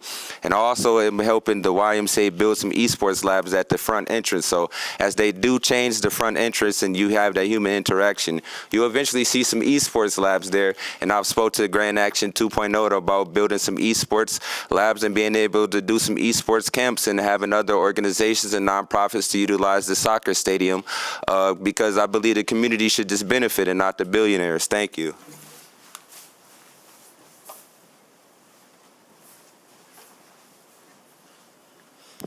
Hello, Laura Sessa again. I live in Ward 2. I visit the YMCA pretty much every week. I'll probably go there later today. So I definitely support this. I just want to say that I think it's a little bit of a bummer that the entrance as it currently is facing their parking lot. I think a lot of all this could have been avoided if it were just in the front to begin with. But I usually bike to the Y or take transit there, so I just want to ensure that someone like me who's biking will still have safe storage for my bike when I get there, and I won't have to go up a set of stairs and then go down again just to get into the entrance. So I just want to ensure that there will still be a street level entrance to this. So yeah, thank you. Anyone else here on this case?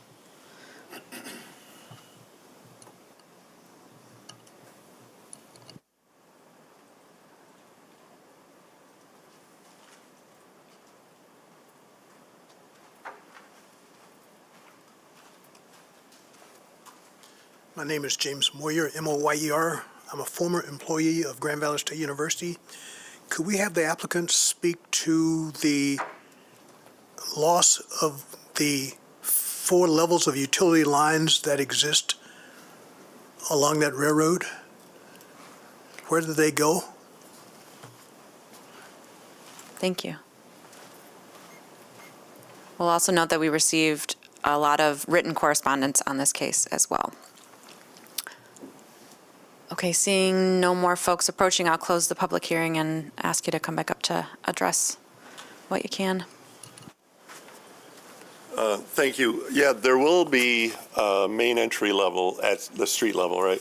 And there are still, along the south side of the YMCA, there'll still be room for bikes and places for bikes to be stored, and that entry at that position. With regards to the question about utilities, I can give you a general overview. If you have any real specific questions, Dan can answer, but there are 4 different lines on there. There are medium voltage lines, low voltage lines that are owned by consumers. There are also electrical lines that are owned by the city of Grand Rapids, and then there is U.S. Signal fiber on that. The medium voltage lines have to have a 16-foot clearance between the line and any structure. So as Laura said earlier, we have to be 23 feet above the train tracks. The fourth level entry puts us 30 feet above, so we meet that requirement. But then with a 12 to 14 foot structure, we then have to be 16 feet above that with the medium voltage lines. So Consumers Energy is going to relocate those lines to a higher level on their poles.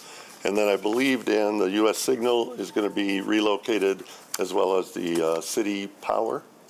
Yes, he's nodding his head yes. And then one other thing, which you probably know, James, is that the main feed for the campus comes through there.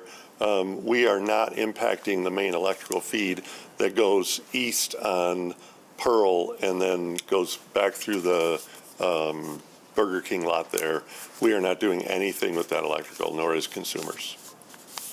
Thank you. All right, any other questions?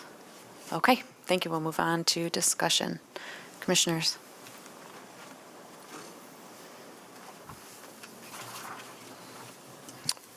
Yeah, overall, I like it. I think addresses a crossing diagonally in that intersection to get from what will be the bulk of the parking for those who drive to access the YMCA would be a challenge. So I think this is a great way to address that challenge, and yeah, I can support. I'm also in support of it.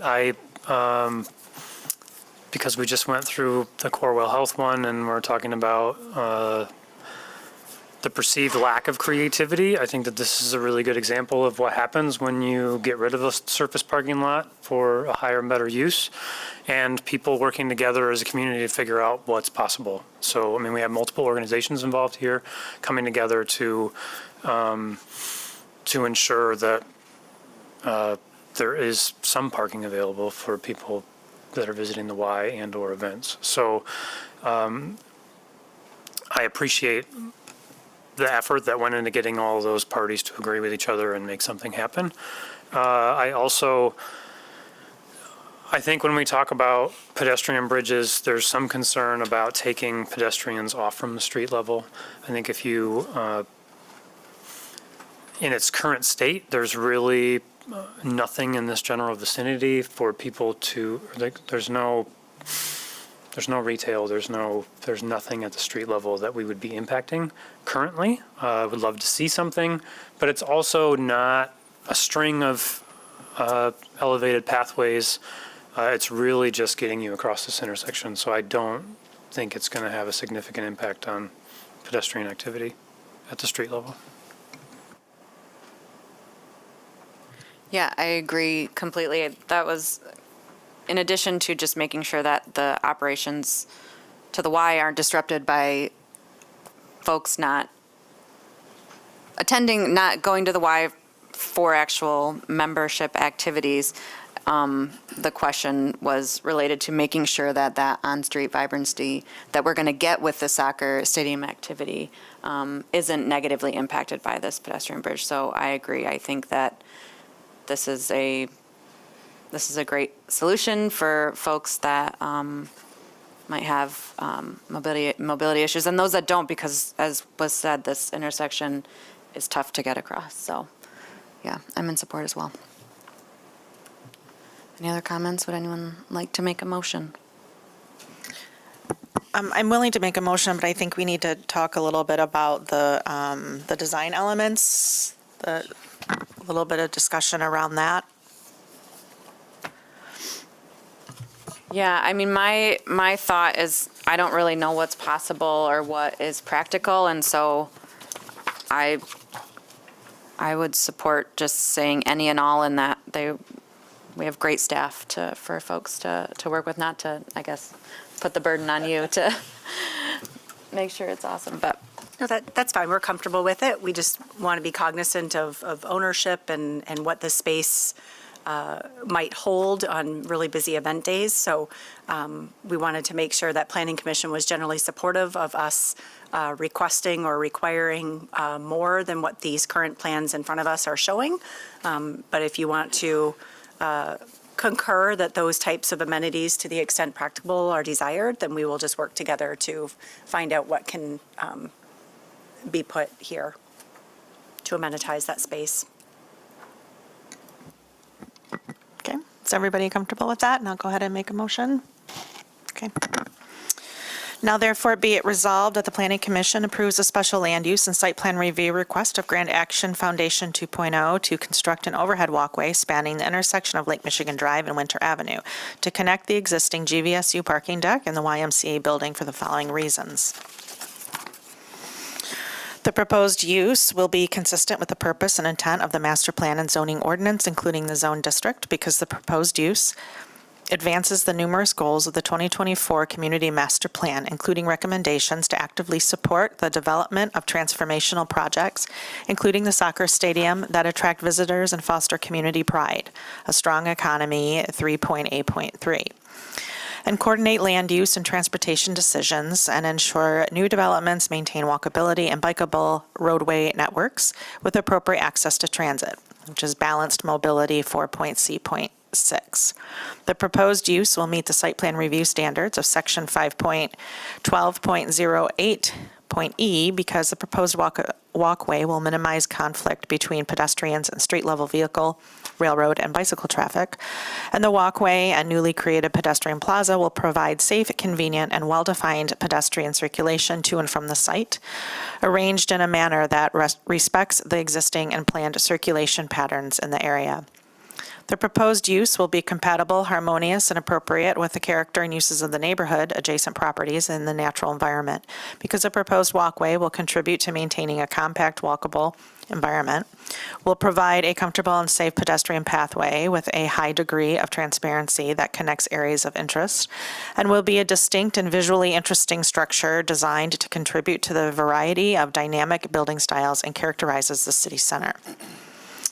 Potentially adverse effects arising from the proposed use will be minimized because the walkway will provide a connection between existing and proposed uses and parking needed to support them.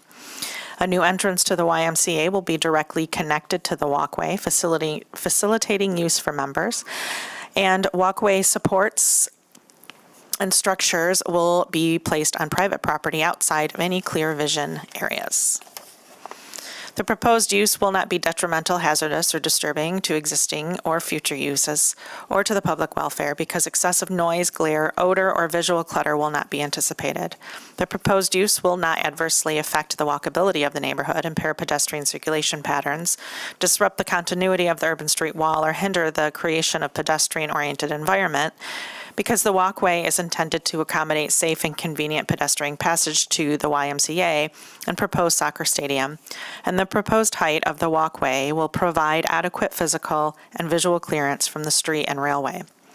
The proposed use will safeguard the health, safety, and general welfare of the public because no additional burden related to public or private infrastructure and services is expected with the establishment of this use.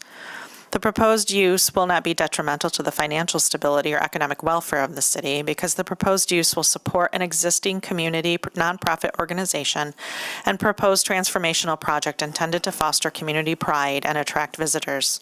The proposed use will comply with all other applicable city ordinances and policies and all applicable state laws. Be it further resolved that the following conditions of approval shall apply to this project. Standard condition set A, which is on the screen. I'll read them. 1, that the application and plans submitted by the applicant and signed, dated, and stamped by the planning director shall constitute the approved plans, except if, plan elements do not meet ordinance requirements and/or as amended to this resolution. 2, that the use shall operate according to the application and per testimony as recorded in the Planning Commission minutes. 3, that this approval does not include any proposed signs, and any future signs shall be subject to the requirements of Article 15 of the ordinance and permits received prior to installation. 4, the land use development services, LUD's permit, building permit, and all other required permits be obtained from the City of Grand Rapids prior to construction, demolition, or operation. 5, that any expansion of the approved special land use requires an additional special land use review and approval by the Planning Commission. 6, that the proposed use will comply with all other applicable city ordinances and policies and all state laws. And 7, that this approval shall take effect 16 calendar days after the date of the Planning Commission's decisions. That the applicant work with staff to incorporate design elements to include, but not limited to, wayfinding, landscaping, lighting, pedestrian seating, etc., in the plaza at the northeast corner of the intersection and south side of the YMCA building to enhance the pedestrian experience and facilitate overall circulation and connectivity. That a new dash bus shelter and concrete pad shall be incorporated into the plans and the design and placement meet standards of the rapid and relevant city departments. Support. Support. All right, we have motion and support. Any further discussion? All those in favor say aye. Aye. Any opposed, same sign. Motion carries. Thank you. All right, we will take a 5-minute break.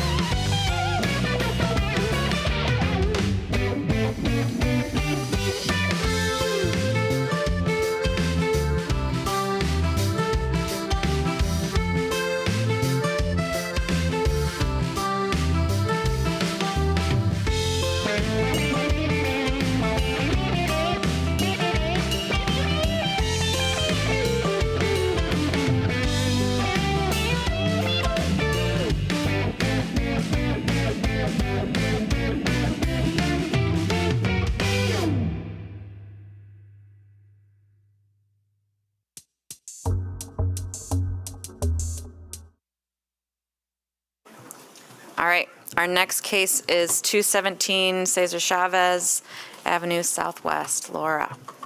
So in keeping with our transportation theme of today, this is a request to utilize an existing accessory surface parking lot for paid event public parking. The subject property is in the city center, and some history of why this request is before you today. There are no minimum parking requirements in the city center. That said, if there's a business on a property and they provide parking in a surface parking lot, such as this property, that parking is considered to be accessory to the principal use, which is, in this case, the office, the storage warehouse, and some salon and retail on the property.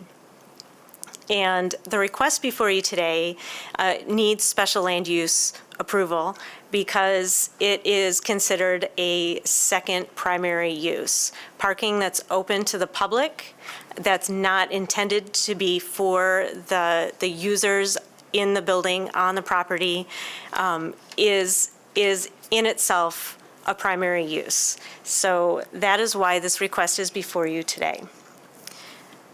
The subject property is almost an entire city block, bounded by Cesar Chavez, Cherry Street, the William Street to the south, and Finney Street to the west.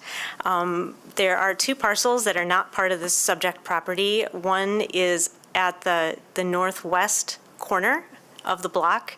That is a gas station. And you can see this small keyhole on the east side of the property is 207 Cesar Chavez. That, even though it's a surface parking lot and it is seamlessly integrated into the subject property, it is a separate property under separate ownership. It has 16 parking spaces, and those parking spaces are not included with this request. So you'll see the subject property is outlined in blue on this image on your screen. The existing surface parking lot, there's been event parking at this location for a number of years.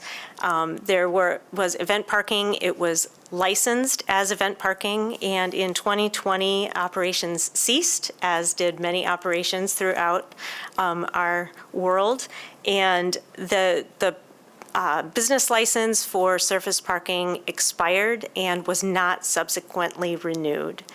And I tell you this because although there is a history of event parking here on this property, the zoning ordinance tells us, requires that uses are considered abandoned if the licensing is not maintained and if the use ceases for more than a period of a year. And this came to our attention through the submittal of a citizen complaint of operation of a paid event parking business without a license. And so after doing some research into operations, it was determined that a new special land use approval would be required to continue the use.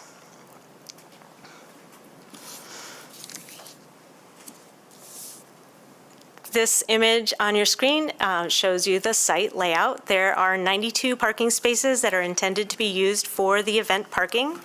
There are two separate lots on the subject property, what I'll call the main lot on the north and west sides of the building, and then the Williams Street lot at the south side of the building. The Williams Street lot is it's separated. It has a keyed control arm access, and there is a chain link fence separating it from the rest of the main parking lot.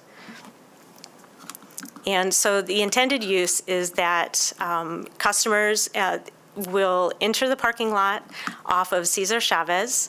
There will be two employees on site. One staff person will be taking payments at the point of entry, and another staff person will be floating in the parking lot to help manage traffic control.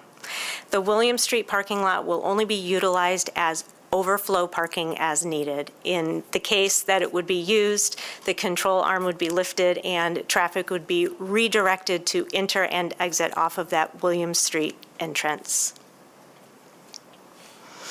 The part of the consideration today is the coordination of the uses on the property. With two primary uses, they need to be compatible with one another. The accessory parking, the businesses on the site, the accessory parking use is primarily 8 a.m. to 5 p.m., Monday through Friday. And because this is not open to the general public, the parking would be specific to event days.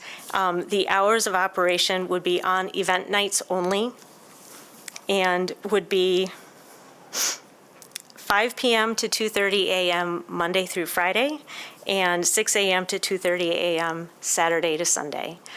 There's no overnight parking. The applicant has indicated that that would be monitored and cars would be towed if left in the lot past 3 a.m.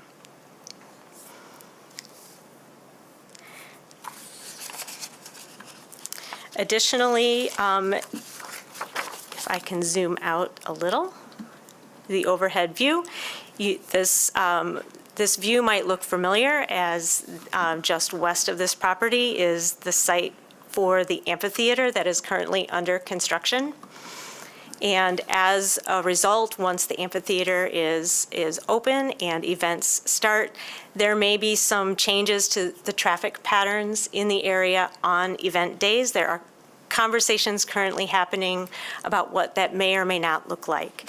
And you may consider a condition of approval that the applicant work with Mobile GR on a continuing basis to determine the best traffic patterns to utilize when large events are happening in the area.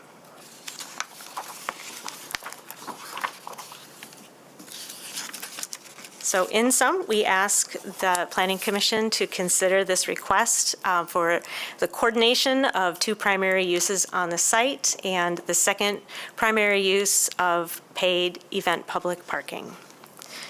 Does anybody have questions for me? Thank you, Laura. Any questions? No? Okay, then I will invite the applicant up to add what you'd like. Hello, my name is Michael Ellis, E-L-L-I-S, Chairman of Ellis Parking Company. With Laura's help, we really tried to anticipate and address any concerns or hot buttons that you might have. I'm sure there are more, but we're here to answer questions and clarify anything beyond what Laura described. I've got a couple of our Director of Operations and our President with me. Depending on the specifics of the question, I'm not qualified to answer a lot of them. And the property owner was here. He tapped out for a 3 o'clock appointment, but we'll try to cover any questions that relate to daytime use as well. Great. Any questions for the applicant? I guess, so one of the things that Laura mentioned was kind of your willingness to continuously work with Mobile GR as kind of the amphitheater development happens and other things happen, just to make sure that you're all on board with how circulations are going. So I just want to confirm that you would be amenable to that kind of condition of approval. Yes, we have a very good relationship with Mobile GR, including a representative on the committee. Okay. Yes. I think it was presented this way, but can we just verify that the intent is that this would be staffed? So, yes, and not 100%. Mobile pay Yes. per space situation. Yep. Thank you. And then I think it was also stated already, but the daytime use will be as it is now, and then event stuff will start happening, or we'll start staffing at 5, but most event stuff will happen starting around 6. Realistically, event parkers won't start entering until 6 o'clock. Okay. And daytime users will likely be cleared out by 6 o'clock, so the overlap should be minimal. Thank you. Any other questions? All right, I'm not seeing any additional questions. So we'll have you sit, and then I'll open up the public hearing and call you back up if we need. Thank you. Okay, I will open up the public hearing. If you're here on this case and would like to speak on it, make your way up to the podium. Give us your name for the record. Not seeing any movement. All right, I will close the public hearing. Any additional questions from commissioners? All right, discussion it is. Thoughts? I think I'm comfortable with this. I think Ellis has been a good partner with the city and other spaces. I think this will be ran well, and I am comfortable with the response to the traffic patterns in the evenings or around event times. So I'm in support. Yeah, I'm in support too. I think if we're going to have parking lots in the city of Grand Rapids, then ideally they're used by more than one user group. So the idea that we're finding solutions in the city for making sure that our service parking lots are at least actively used on a regular basis and don't sit. So we have less underutilized space, I guess. I have long-term concerns about incentivizing that and its impact on development. But I don't think, given this specific site layout, without a major redevelopment of the site, I don't think those concerns are really relevant here. So I am in support. Yeah, I agree. And looking at kind of what our community master plan and the GR Forward plan and talking about new surface parking, this isn't introducing new surface parking, but as you said, I think it's kind of a higher utilization of that for different purposes. So, and I appreciate the fact that it will have to be staffed at all times as well. So I'm also in support. Anyone want to make a motion? All right. Now, therefore, be it resolved that the Planning Commission approves the special land use request of Ellis Parking Company Incorporated, Michael S. Ellis, to utilize an existing accessory surface parking lot for paid public event parking at 217 Cesar E. Chavez Avenue Southwest for the following reason. The proposed use will be consistent with the purpose and intent of the master plan and zoning ordinance, including the zone district, because the coordinated use of an existing surface lot contributes to prioritizing space for people by not increasing the square footage of impervious area and adding a new surface parking lot, CMP 4.C.2. Conveniently located public parking will contribute to a level of activity necessary to support the retail, restaurant, and entertainment uses desired by the Grand Rapids Forward Plan. The proposed use will meet the site plan review standards of Section 5.12.08.e because the parking lot was improved in accordance with an approved site plan and no site changes are proposed. The proposed use will be compatible, harmonious, and appropriate with the character and uses of the neighborhood, adjacent properties, and the natural environment because the parking lot already exists, and its coordinated use will not increase the amount of surface parking in the area. Public parking at this location will provide an opportunity for visitors of the downtown to park once and walk to a variety of destinations. The proposed use will not have an adverse effect on the neighborhood because the provision of adequate public parking will help support businesses in a vibrant and growing downtown area. The parking lot has already been improved to meet screening requirements. The proposed use will not be detrimental, hazardous, or disturbing to existing or future use or to public welfare because the proposed use is not anticipated to result in excessive noise, glare, or visual clutter.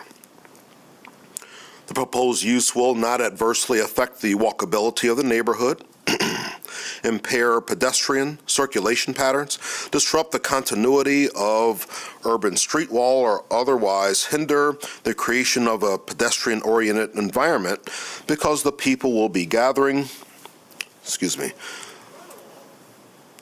parking in this lot in order to walk to events off-site. Adequate vehicle queuing will be provided on the property, out of the public street and sidewalk.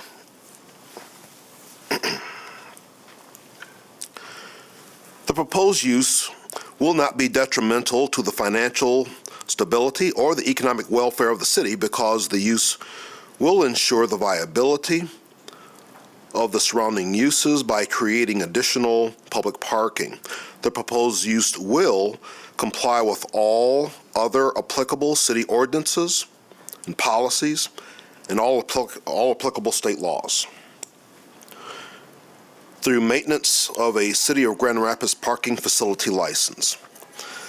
Be it further resolved that the following conditions be approved of approval shall apply to this project as appearing on the screen. And that a City of Grand Rapids parking facility business license shall be maintained, that the event parking shall operate as per testimony as an attending parking lot not signed for self-service payment. I'll support. I'm wondering if you would be amenable to adding a fourth condition that the facility operator will work with Mobile GR on a continuing basis and adjust the circulation plan if needed, particularly concerning the access drives on William Street. As added. Thank you. Support. Okay. All right, we have motion support. Any additional discussion? All those in favor say aye. Aye. Aye. Any opposed? Motion carries. Thank you.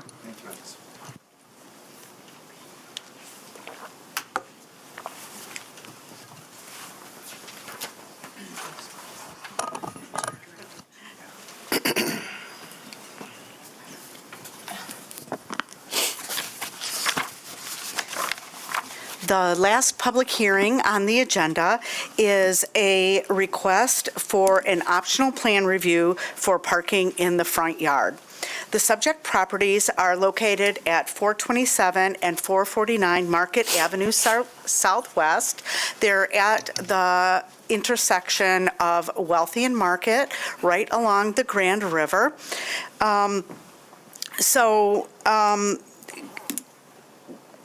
A 5-story, 80-unit affordable housing development is proposed on this property. And the applicant is asking for optional plan review to allow parking to be located in the front yard due to constraints on the property, specifically the narrowness of the lot, the flood wall, and the required public easement. And this is coming to you today under optional plan review, which is a review process that can be used for land development in the city center zone district where this property is located, or for setbacks from the Grand River in the Grand River Overlay District. There are other specific instances when it can be used, but these are the two that apply here. I do want to mention that we can limit your consideration to only what I'm presenting relative, it's this parking lot. The site, the building is, the building and the use is otherwise a permitted use, and all other elements will comport with zoning regulations. And we'll be reviewing that administratively. And I should add that we have been working with the applicant to refine the design as well. So the property consists, the development property is about 1.5 acres in area. It's long and narrow, and It does consist of two properties. Actually, I'll show the second property first here. The second property is the southerly property. It's paved. It appears to be used for publicly available parking, but is otherwise vacant. And this property is owned by the applicant. The other property, this is another view of that southerly property. The other property is owned by the city of Grand Rapids. It's currently improved with a public parking lot. It's not terribly heavily used, and I don't know how old the parking lot is, but it's not terribly old. You can see in this photo the flood wall at the back of the property. I stood next to the flood wall, and it was about, at its highest, just about as tall as me, just about 5 feet, 4.5 to 5 feet tall, so on the landward. And then we do have a grade change as we go up to Wealthy, where the bridge is. You can see that here a little bit. And yeah, there's that retaining wall along Wealthy. And then this is on the riverside. You can't really tell here, and I guess it all depends on how high the river is, but it appeared to be about 10 to 12 feet high from the ground to the top.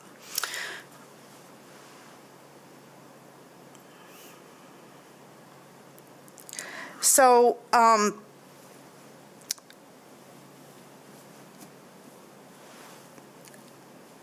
the applicant, is in does have an option from the city to purchase the city-owned lot, and there are a number of conditions associated with that option agreement.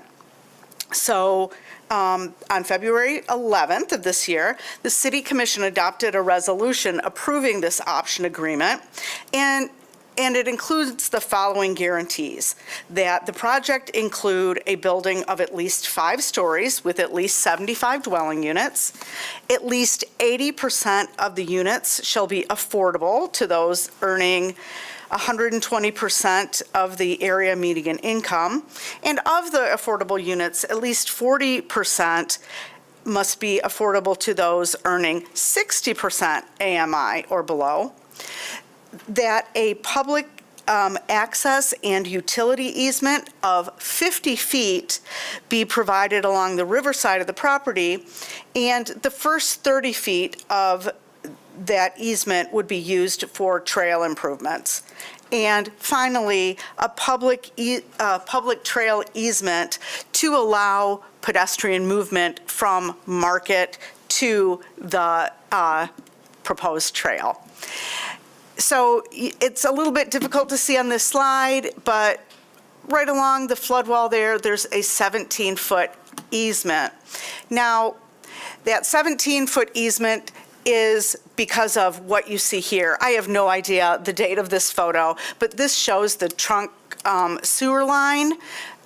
There's the sanitary sewer line. I believe it's 17 feet wide. However, in preparation for this agreement, it was determined by city engineering staff that we'd really need 50 feet to be able to access this because it's so deep. So that's why the city really needs a 50-foot easement there. And to sell this property, whether it's to this applicant or anyone else, the city is going to be requiring that easement. We have to be able to maintain that sewer. So I just wanted to show you that. It somehow didn't show up in the packet. This exhibit shows the constraints on the property. We've got the river walk here. And now the river walk is something that has been we have it in our core downtown already, but we really want to extend the Riverwalk. It's included in a number of plans. It was in our 2012 Green Grand Rapids plan, and then from that, it went into the Park District strategic plan of 2016, and then the River for All plan of 2019, which really bore down into the specifics of what would be needed for those trail improvements. There, it was determined we're desiring to provide all the amenities that we want to, at least 30 feet, okay? So that yellow is that 30 feet, and then the pink is the 50-foot easement. So that shows that the site is relatively constrained given its depth of, about 100 feet at its, well, I was going to say at its widest point, but at least as shown on the exhibit, it's about 103 feet. So this is the reason the applicant is pursuing this request. So specifically, relative to the site plan, the applicant is proposing this 5-story building along Market as required, along the required building line. They will be having on the ground floor a 46-space parking garage along with common areas for the residential use. There won't be any residential units on the first floor, but some of the amenity spaces. So we do have some interior parking as well as surface parking. They're proposing 80 parking spaces consistent with the number of dwelling units. So you can see here in the gray on the slide where the surface parking lot is shown. It's also showing you the location of, it's a little hard to see here, but the proposed sewer easement. So it's not possible for anything to be built over that sewer easement, right? They can build, the city will allow parking, something that can be relatively easily removed, but we could not allow a building or a parking structure to be constructed there. Thus, the applicant is showing parking in that easement area. They will also be as you can see here, there's the Riverwalk is shown. Some landscaping is shown between the Riverwalk and the parking lot for screening. And then further east, at the corner, they'll be providing urban open space, open to the public, and that walkway for public access through the property to the Riverwalk. That is being necessitated by that grade change on Wealthy. You might recall that retaining wall in the photographs. So you really can't go from the Wealthy sidewalk to a Riverwalk. So this easement is being requested. So why are we here? Well, the zoning ordinance defines, anywhere that a property abuts a street is a front yard. Anything that aside abutting the Grand River is also a front. Thus, we have parking in the front yard, okay? And parking in the front yard is not permitted. Optional plan review is being requested to facilitate this arrangement. I do want to mention that the Grand River Overlay District regulations that are being reinstated, that were at our last meeting. You recommended approval to reincorporate them, and they'll be considered by City Commission on March 25th. These regulations also, specifically say we don't want parking along the river, okay? And if you do have parking along the river, it needs to be designed in a certain way. It could be it has to be at least 30 feet from the river to facilitate the river walk. In this case, it has to be 50. And if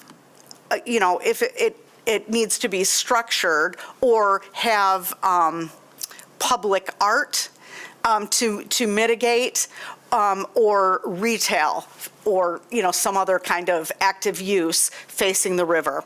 Because we can't have a building here, again, the applicant is asking for this this optional plan review.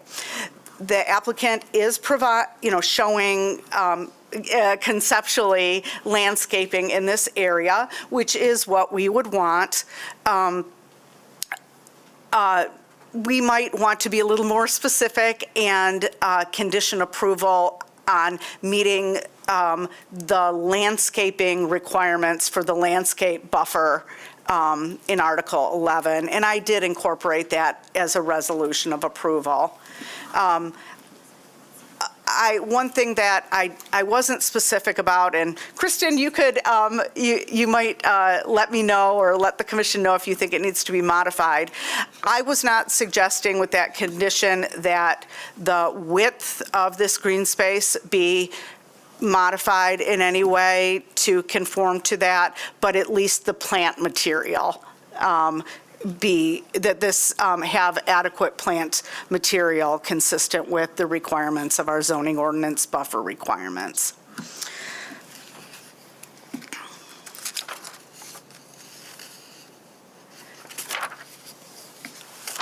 We have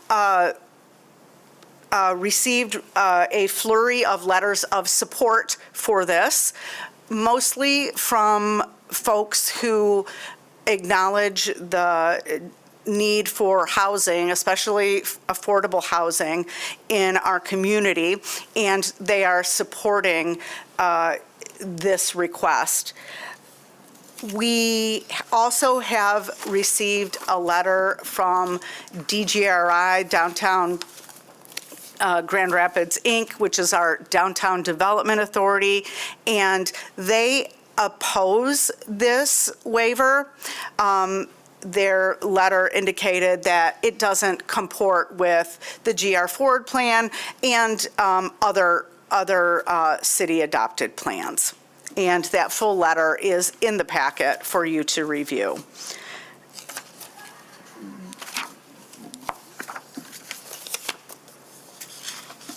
We did also ask the applicant for details on their engagement, and they provided a neighborhood engagement plan, and they'll be able to speak in more detail to that.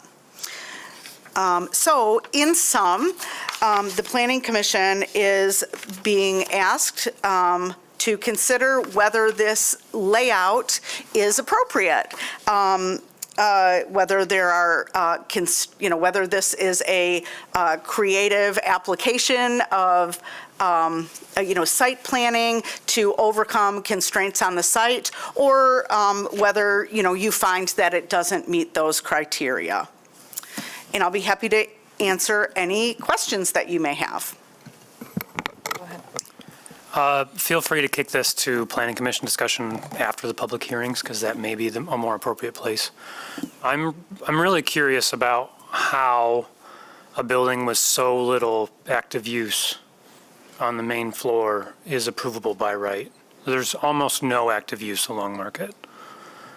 So in the city center zone district. So basically, looking at this building and having heard that this is approvable by right, so we can just build buildings that have parking underneath them anywhere in city center without any active use on the main floor? No, but it's not that simple for this particular case because of the fact that it's a corner property. Rowan, I might need to lean on you a little bit as well, but there was some interpretations made and determinations based on the fact that it is a corner property. The primary street, based on traffic volumes, I believe was Wealthy, which means that the building technically is oriented towards Wealthy as the primary street, and then 25% of the secondary street, which in this case is Market, is what would necessitate the active use. Thank you. Do you want further discussion or? I have a lot of thoughts, but we can move on right now. Okay.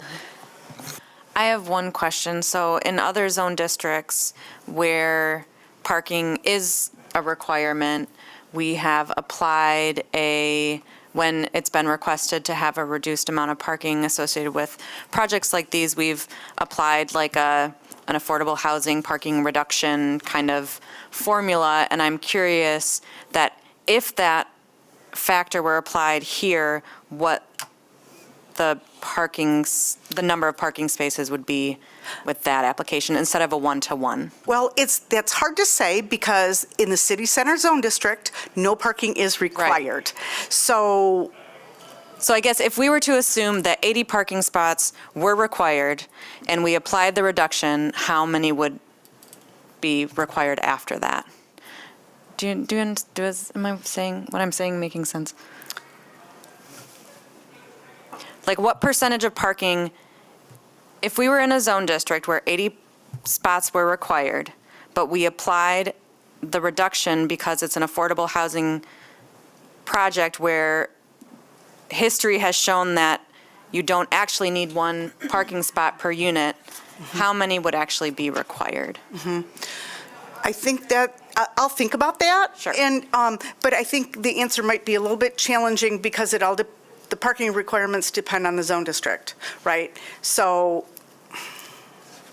What is the factor that we reduce it by? It can be 50%. 50% for publicly available lots or transit. So. Okay. I just thought there was maybe I'll think about it more. I'm not articulating myself very well. I think there was a reduction for the affordable housing bonus.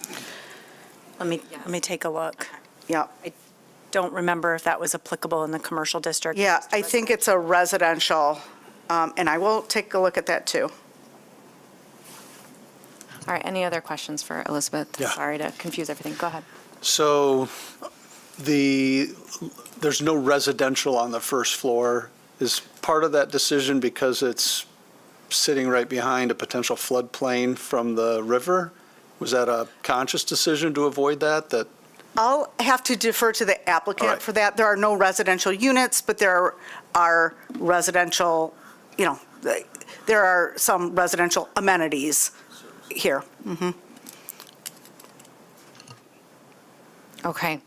All right, thank you, Elizabeth. We'll have the applicant come up and.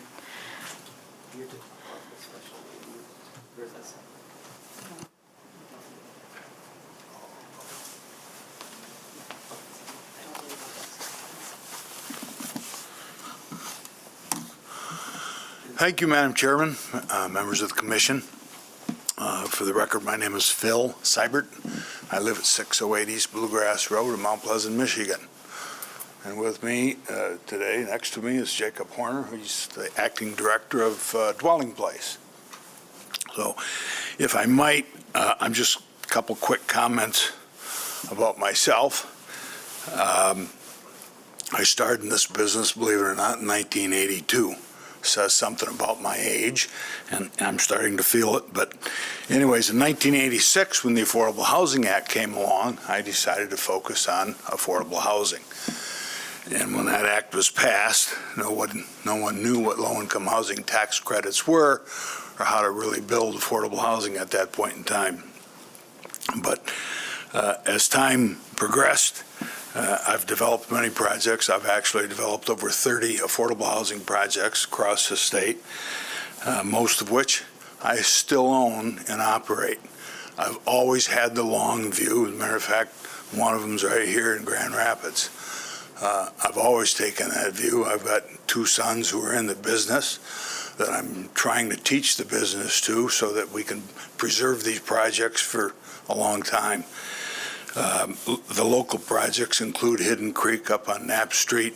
I developed Stonebrook Apartments on, that was Plymouth Road, I believe. That one was sold. And I also have Bayberry Farms Village out at 56 and Byron Center Road in Wyoming. So that's enough about me. I'm excited about this project and the collaboration with Dwelling Place. They've got a very good organization. I've known them for a long time, and I knew their previous director, Denny Studevant, quite well. We purchased 449, which is the smaller piece of the 2-piece, back in 2015. And I don't know, Kristen might remember, it seems to me that in 2017, we presented a plan for a 28-unit building, and it just wasn't viable. We needed more density. The higher the density on these projects, the more economically viable they are.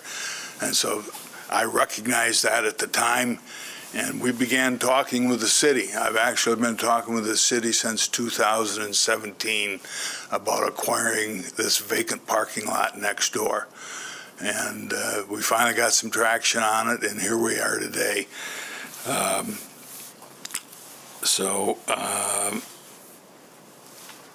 me see what else here. I guess that's really all I have to say, other than it's been a long road.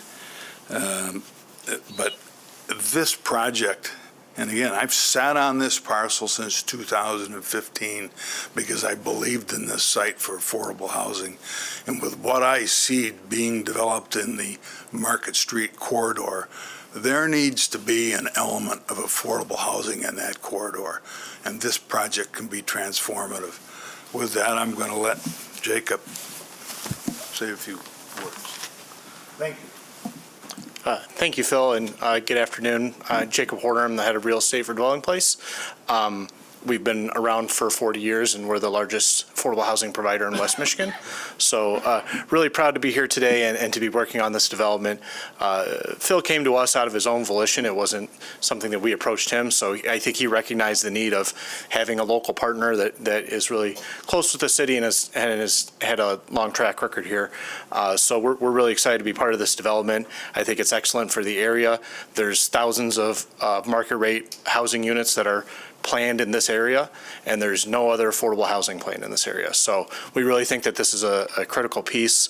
Also, Grand Action had put together a recent presentation showing in May of last year, showing the amphitheater and all the surrounding development, and it does say in there specifically that they want to see a range of incomes and be serving all different parts of the market. So we're really hoping that this can be that piece of that development fabric, and excited to be delivering that. One thing I do want to say, I definitely understand the sentiment around wanting to limit surface parking, and we've been working on this site plan with the city staff for quite some time, and as Elizabeth said, there are quite a few constraints on what we can do given the site and where we're at. So, this is really the optimal that we came up with, but, we're certainly willing to understand feedback.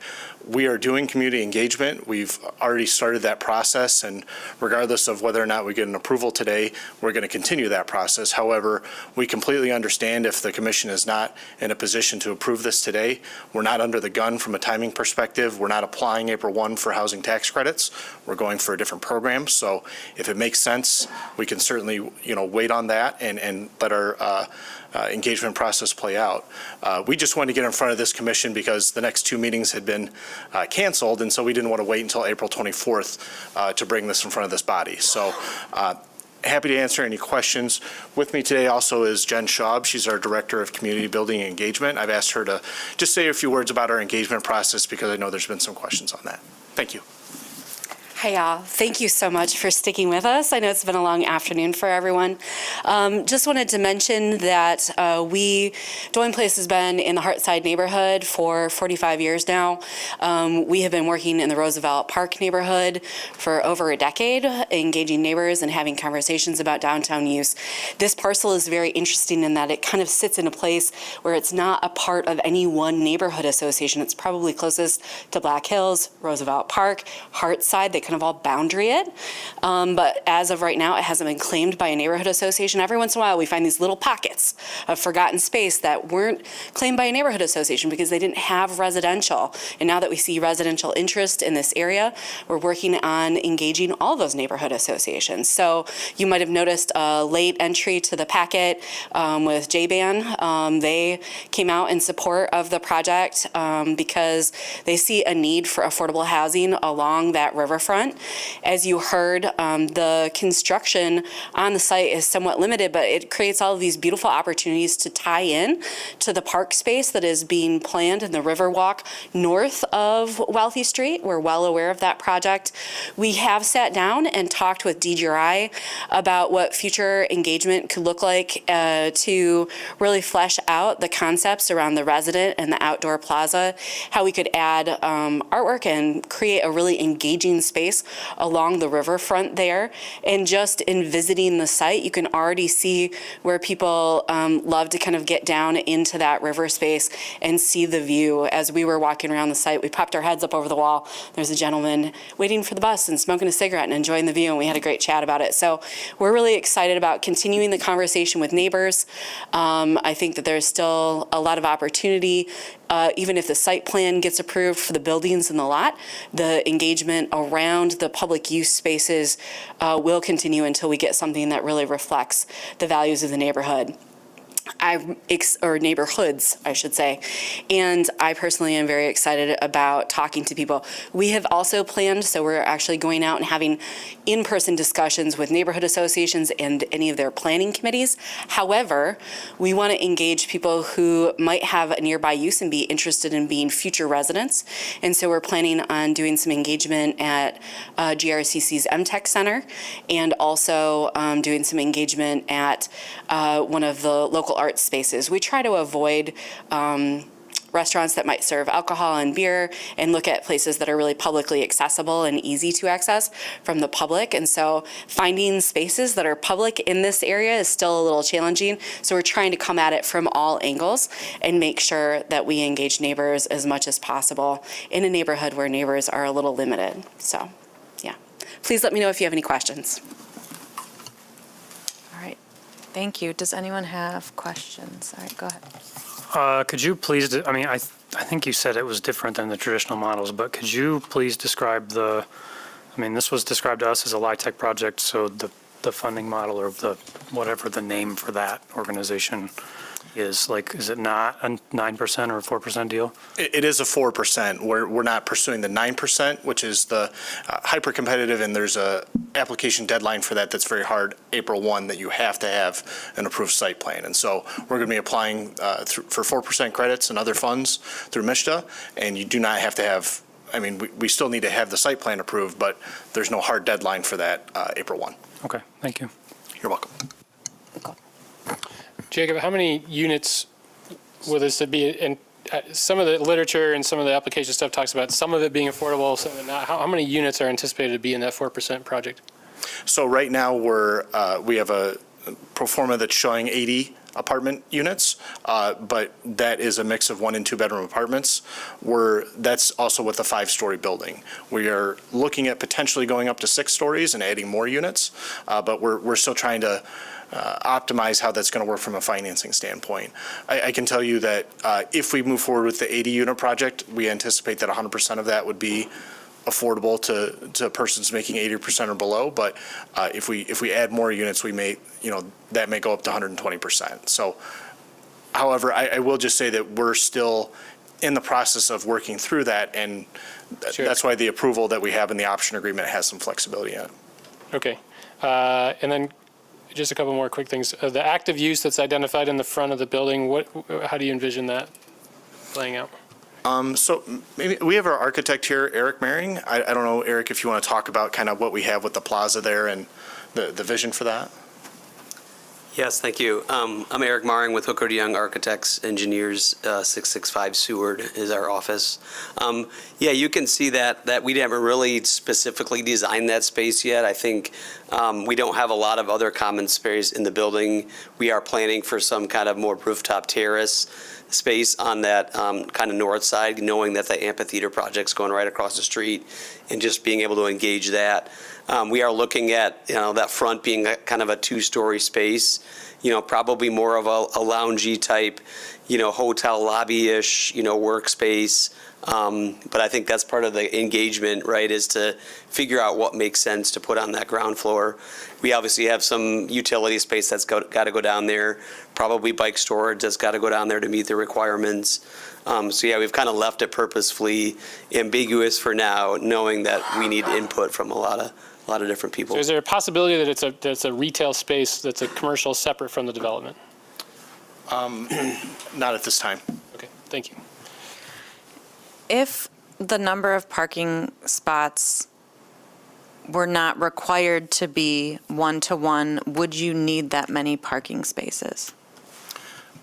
Yes, and the reason for that is from a marketing standpoint, from a leasing standpoint, also because we're working with MISTA on the program that we're looking at, they're actually going to be the lender, and so they have underwriting requirements that their marketing department does a review where they look at similar housing developments in the area and what parking they offer, and if we're not at that standard or competitive with that, they can reject us, and we do know that they are going to require us to have adequate parking.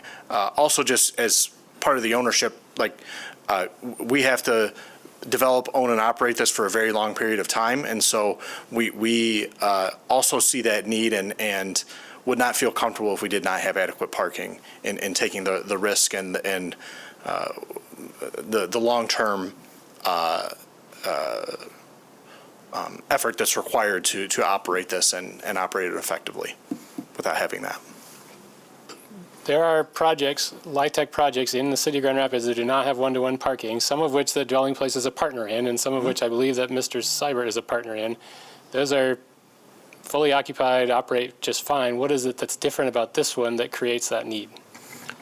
I'm not sure exactly which projects you're referring to, but I do know that we have some that have 100% Section 8, so it's a permanent supportive housing development where you may have folks that maybe aren't employed or don't have need of a car.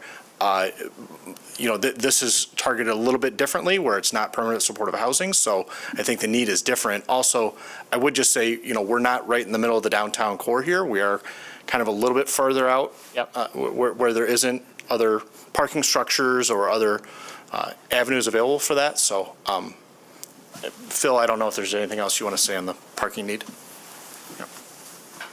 The unit mix here with the number of 1 and 2 bedrooms, in the 2-bedroom, we're hoping to get some young families. And 30 years of experience, and I can't think of a project in Grand Rapids that I own that doesn't have one-to-one. I know Hidden Creek's probably got more than that, and it has garages, individual garages. That project was built back in the late 80s, early 90s, but adequate parking is absolutely crucial when it comes to our ability to market the units. And with the number of 2-bedroom units we're going to have in this project, with the idea that it's workforce housing and we're going to have young families, it's critical. As you're considering an additional story, will this current parking quantity meet that requirement? That'll be the risk we take as owners and operators, and I actually mentioned that to Jen just a minute ago, that if we're successful in getting an additional floor, then we're going to be less than one-to-one. But the higher density makes it much more it'll make the project more economically viable because of all the engineering things that we anticipate with this project. Auger cast pilings, all that sort of thing. And I used to build apartment units for $50,000 a unit. It's 250 plus today. So you can see how the economics have changed. And this is affordable housing. This is not market rate housing. Thank you. Any other questions for the applicant at this time? All right, we'll have you sit down and we'll open up the public hearing. If you're here on this case, please approach the podium and tell us your thoughts. Hello, Commissioners. My name is Ted Hartzell. I'm from the Together West Michigan Housing Team, and I sent a letter along with several other TWM members in favor of this development.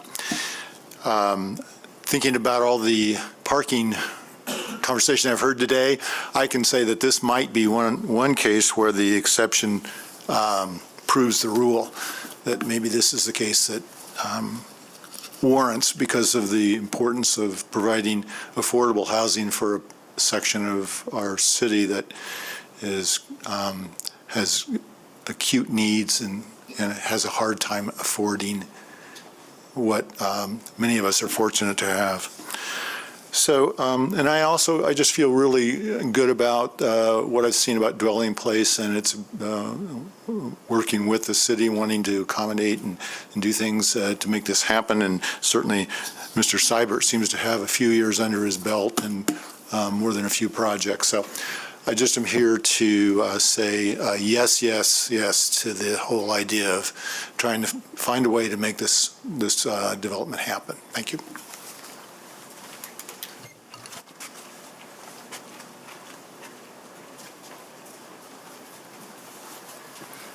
I'm Peter Kralberg, Vice President of John Ball Area Neighbors. We sent you a letter supporting the variance, or whatever you want to call it, for the parking.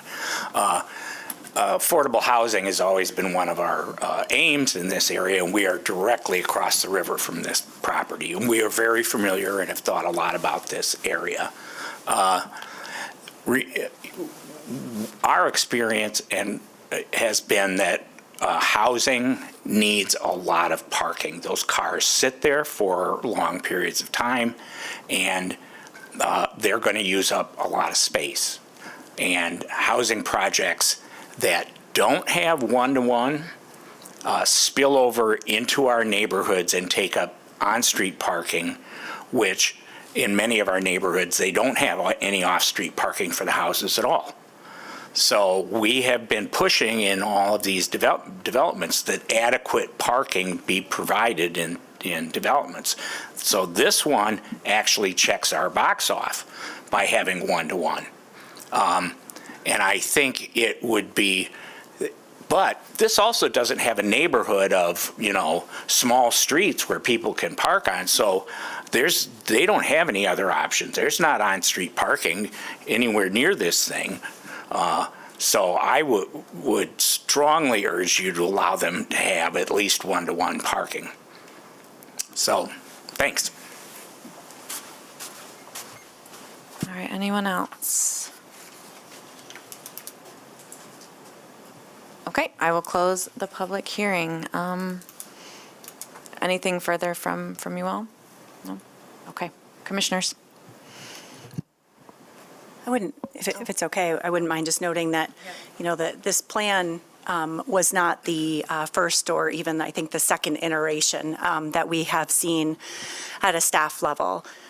There was a strong push for there to be parking that's incorporated into the structure and serve more as a liner-style building, perhaps more aligned with the plans that we do have in place and our expectations for how mixed-use developments or residential developments should be built in our downtown or in our neighborhood business districts.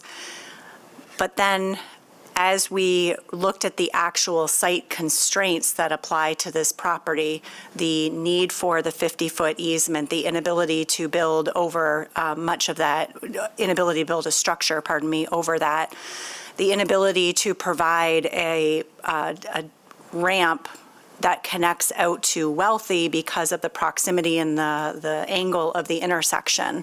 And then the lot width and depth dimensions made it infeasible for them to design a building that incorporated parking as a deck, perhaps, again, that's more consistent with the design. We also had looking at how the connections are coming from, the Riverwalk connections coming from the north, and most at this point would access the Oxford Trail using Wealthy Street. Now, we hope to continue the trail network along this section of the river. However, you can't get to the Oxford Trail without an additional switchback being constructed, which means you'd have to traverse down to Godfrey in order to access the switchback to get up to the bridge that would then cross the river. So it wasn't just, and I shouldn't say, the city's strong desire to support affordable housing projects generally, which again, in our experience, has necessitated some parking for family housing. So with all of those elements, that's what led to the design that we have today. And I think from a staff perspective, we were comfortable that through maybe some additional design with the architect and the landscape architect, that we could use site design or architectural features that could help mitigate for the surface parking on the river and for the facade fronting on Market that is, to Mr. Swem's point, large, 75% of the length of that building is parking. So those were some of the thought processes that we had, the findings that we were making along the way that led to the project that is here before you. So hopefully that at least helps the Planning Commission see how we got to this point, and understanding that there was, I'm not even sure how many iterations of plans and meetings that went back and forth, but it was several. I also had the benefit of working with Phil on trying to develop his property solely for an affordable housing project. There was probably at least 3 iterations of plans for, is it 427 Market? Is that right? Yours? 449. 449, pardon me. On 449 Market, there was at least 3 iterations that I think we met on. The Planning Commission actually recommended, and the city subsequently rezoned this property to the city center from the transitional city center to try to support additional density and building height, understanding just the physical site constraints dimensionally, as well as site encumbrances with the trunk sewer. And those projects were unable to come to fruition as well. So with the additional land and the city's willingness to participate in the option agreement, the expectation in that option agreement that there is an affordable housing component, helps satisfy some of the initial concerns that we had with the project. Thank you. So I'm very pleased with a lot of this, mostly because I think we desperately need workforce housing and affordable housing. And, you just don't find a lot of that happening in the city. And so I also agree that these types of housing units do need parking. I would encourage that to go through as well, because I see it as a need. These are workers, not people that are just going to be hanging out there. They need to get places. I love the design, actually, and it's a really difficult spot, if you've been by it, to think of how it would, it's not a typical lot that would perk out easily. So it's a lot of effort has gone in, and I commend, the architects and everyone else that was involved in that so far, because it really looks like it's going to beautify that corner in a lot of ways and provide a nice thoroughfare and access into the city, the Riverwalk. So I like most everything in there. I don't really have a complaint on this one.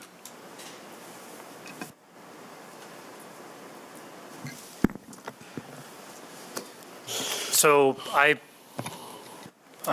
think the staff report and other things about this project say it's just about the front yard parking is what we're here to talk about today. And I think that that's outside of my concerns about how much parking is along Market, and we can have that discussion later because it's a different issue.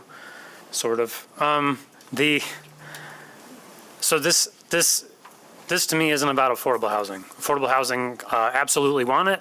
I can add density here for you right now as long as we can talk about parking and getting rid of it. And I'm perfectly fine with affordable housing on this site. And I think it can support it. I don't think that any of the plans that we've made for our city thus far support all of this surface parking on this lot. And so I have a really hard time approving or supporting something that, like, I understand our need for housing. I think my commentary in these meetings on a regular basis show my support for it, but I don't know that we should be reactionary in our approach to providing affordable housing. I think that we should still be working towards our goals as a community and as a city. And I think all of our plans to date want spaces like this, and want our most, like we've been talking about leveraging the river as a community asset for a very long time. And putting parking on it is not leveraging the river as a community asset. Additionally, the idea that we're even sitting here talking about how important parking is for housing in our city center zone district for affordable housing, honestly just makes me, it makes me really sad. Owning a car is extraordinarily expensive. So if we can't design environments or we can't plan for environments where people don't need cars, we are failing miserably at providing affordable housing. So if we're providing housing solutions that require somebody to have a car, we're pretty much asking them to pay rent twice, which is because cars are expensive. Just between insurance and gas, hundreds of dollars a month to own a car. That's without paying for the car, that's without maintenance. So I don't subscribe to the idea that if you live somewhere, you need to have a car. We can do better and we need to do better as a community. And I think along with that, and when we were talking about the Corwell project earlier, I think with requests like this, I think we need to understand how these developments are trying to leverage our alternative transportation options, right? Is there a plan in place for helping potential residents use alternative transportation and understand how it works, and or even taking it a step further, like Dwelling Place has huge outreach in the city. They've been here for a long time. It sounds like the applicant does as well. So, I mean, is there a way to leverage relationships to help people find jobs in the city of Grand Rapids so that they don't have to own a car? I mean, if we really care about affordable housing, then let's start accommodating some of those things. So I would like to see a transportation plan and like proof that this is actually required. It certainly isn't something that you see in market rate housing. And then additionally, the lending side is one thing. MISHDA's standards for design say the lesser requirement for parking of their stuff or the city requirements. Our city doesn't require any parking, so according to MISHDA, there's no required parking. I understand that there's lending concerns and other things, and that might be something else. I know 4% deals, you have to meet pretty much all the design requirements, which is really interesting. But from a parking standpoint, their own design requirements do not require parking. So I'm struggling with this one. I think that if that parking area was an outdoor plaza that like helped enrich the lives of residents, this could be a great project. And like I said, if we want to add additional density without even adding any construction costs or very little outside of the unit build-outs, don't provide any parking and have first floor residential. I'll get behind that right now. But it's really hard to get behind this much surface parking in an area of our community that we've determined is meant to be encouraging significant pedestrian activity and leveraging our public assets. Just as a point of clarification, that pedestrian plaza at the corner, that we have required that to be public and that there be a public easement running along along Wealthy to the 30-foot easement along the river.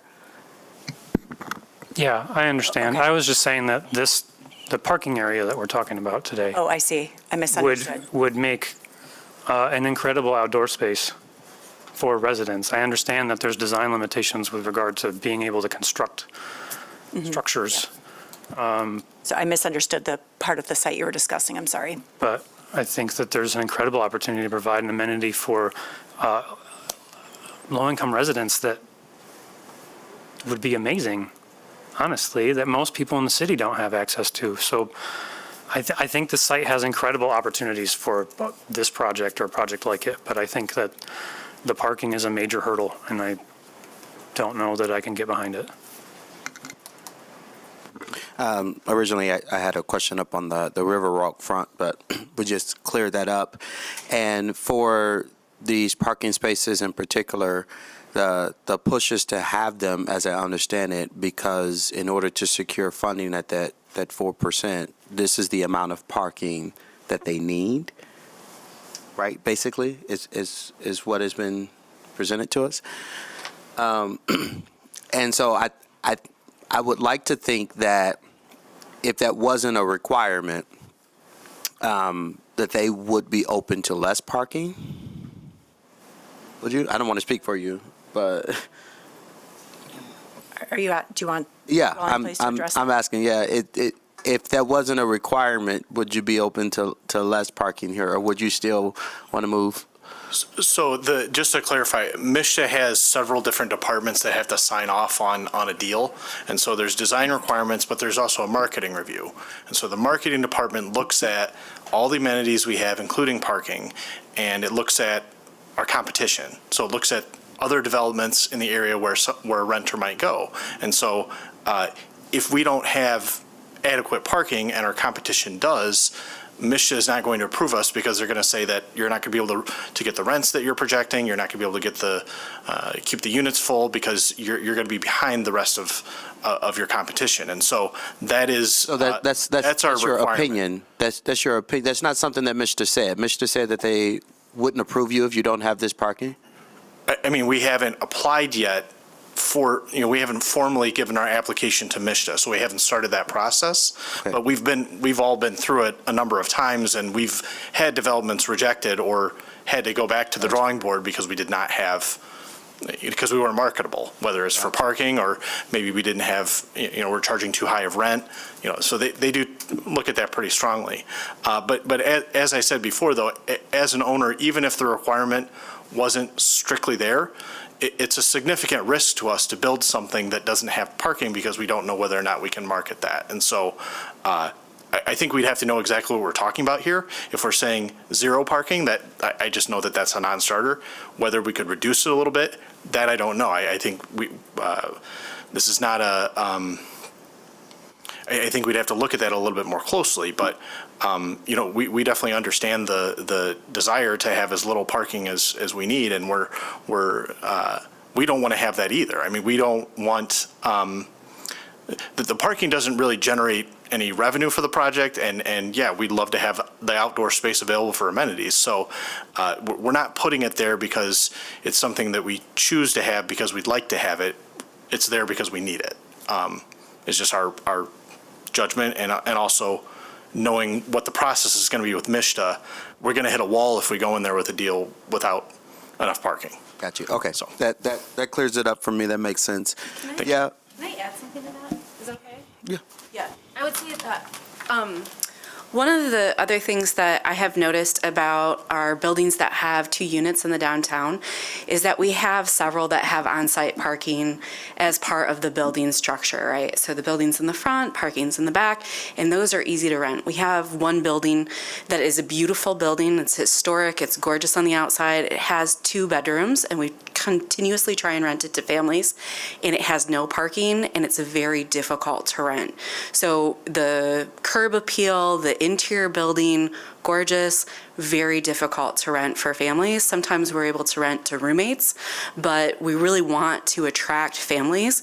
And so when we move to a model that has the 2 bedrooms, even though, Brian, I agree with you, like our ideal state is to be highly connected. You know, there is a bus line that's very nearby. The bus stop is actually like right in that area, right? So it's going to be highly connected. I think we have the ability. We're just maybe not quite there as a city yet. And I believe that young families really struggle to find to feel safe. We do safety surveys all the time with our residents, and when they can't find an easy place to park and bring their groceries and their young children up to their apartment, it is a struggle, and there are fears and concerns about that, even when they feel safe walking around the neighborhood. We hear that feedback back over and over again, and we hear that same feedback from seniors.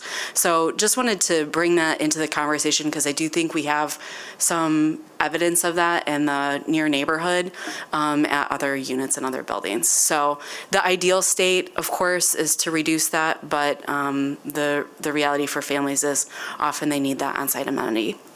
Yeah, I was going to say that this is a tough one for me because, you know, I would like to see less parking here, but I'm also 30 years old, and while like my family, we're not considered low income, it's hard to find a place like this that we can be proud of as a working family.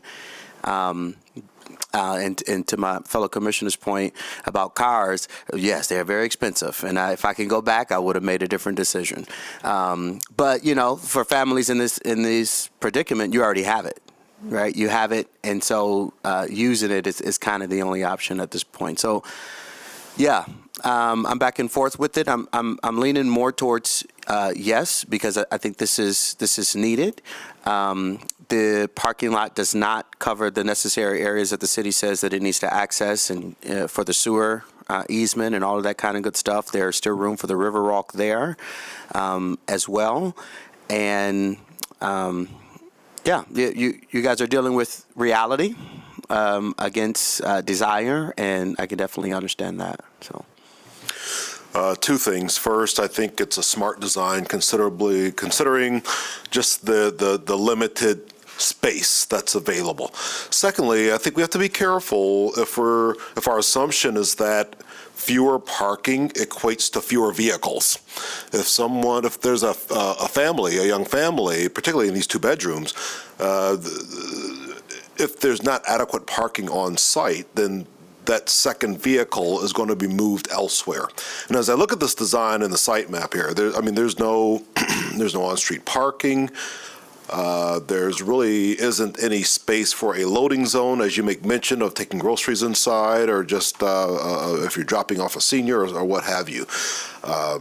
So we have to be careful, because I think adequate parking is important, particularly for workforce housing, rather than for any type of employee parking. I'm in favor of it. Kristen, can I ask a question about process? So the city commission has already agreed to sell this lot for this use. Yes, we've entered into an option agreement. An option agreement, yeah. I guess what I'm wondering is, so often we are making recommendation to the city commission around issues like this. Are we doing that in this case as well? Or, it's rare that the city commission sees a project before us, usually, prior to us seeing it. In this case, they have, and have indicated support for it. So how does that affect our discussion? Well, they haven't, so their scope of authority was specific to the sale of the lot. And I'm going to paraphrase, Mike, you can correct me. The stipulation is based on the number of units, certain site elements, specifically riverfront easement and access to that easement, number of units and an affordability component. That is what the City Commission has agreed to as part of the option agreement. The site plan, the layout, it was always understood that that was within the Planning Commission's authority. So I don't agree that City Commission has opined on this particular layout. Now, I realize they are related, but the authority is for you to determine whether this particular layout and specifically the parking on the riverside is an appropriate consideration. Okay. I was just curious about that. I'll be honest, this is a fantastic spot for affordable housing. I love I'm a huge proponent of affordable housing, worked in that area for most of my career. I love what Dwelling Place does. This one's a challenge for me because I feel like we're making concessions to what we've agreed on is really important to this city because it's affordable housing. And if this was market rate housing, I wonder if we'd be having the same conversations around how we're willing to accept these concessions. And I think it's really dangerous to make concessions for affordable housing that we wouldn't make for other types of housing. I think there's a lot of risk associated with that. I don't mean legal risk necessarily, but if this were, if we're going to have more housing come up along the lake, or along the river, and they may have the same concerns about marketability of the housing that they're creating, and how are we going to handle those things? I also have been involved in a lot of conversations with MISTA over the years around their market studies, their interpretation of market studies, and there is a lot of room to work with MISTA staff and change their minds. And a lot of times it involves the local municipality involvement and working with the state in collaboration with that to help staff understand why this site is unique, this area is unique, what the city requirements are, et cetera. And so all those things lead me to, I'm, again, strong proponent of affordable housing here in general. I guess when I heard that we are not up against any deadlines and that the pro forma is not done and we might add stories to the building and we're still working through stuff, I just thought, good, then we can take our time and we don't have to make any decisions today, and let's finalize some of these things. Let's have some of these discussions with MISTA. Let's encourage the applicant to work with MISTA and city staff together to really optimize this site and try better to reach the goals that the city has outlined for this riverfront area. Because I think there is room for improvement. I think this was, I just do. I guess I'll leave it there. Yeah, thanks, Aaron. I think it's a slippery slope. Well, first of all, let me back up a minute.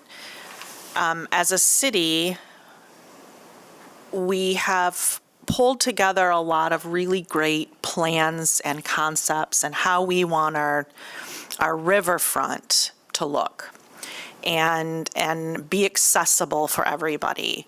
And nowhere in there did we discuss having a parking lot as a activated space. I mean, it's a private parking lot. I understand there's easements, but I don't feel it is a space that's welcoming the public in, and also to get down to that river walk.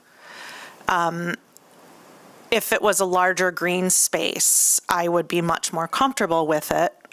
Even if it's a green space, a private green space, at least it's a green space.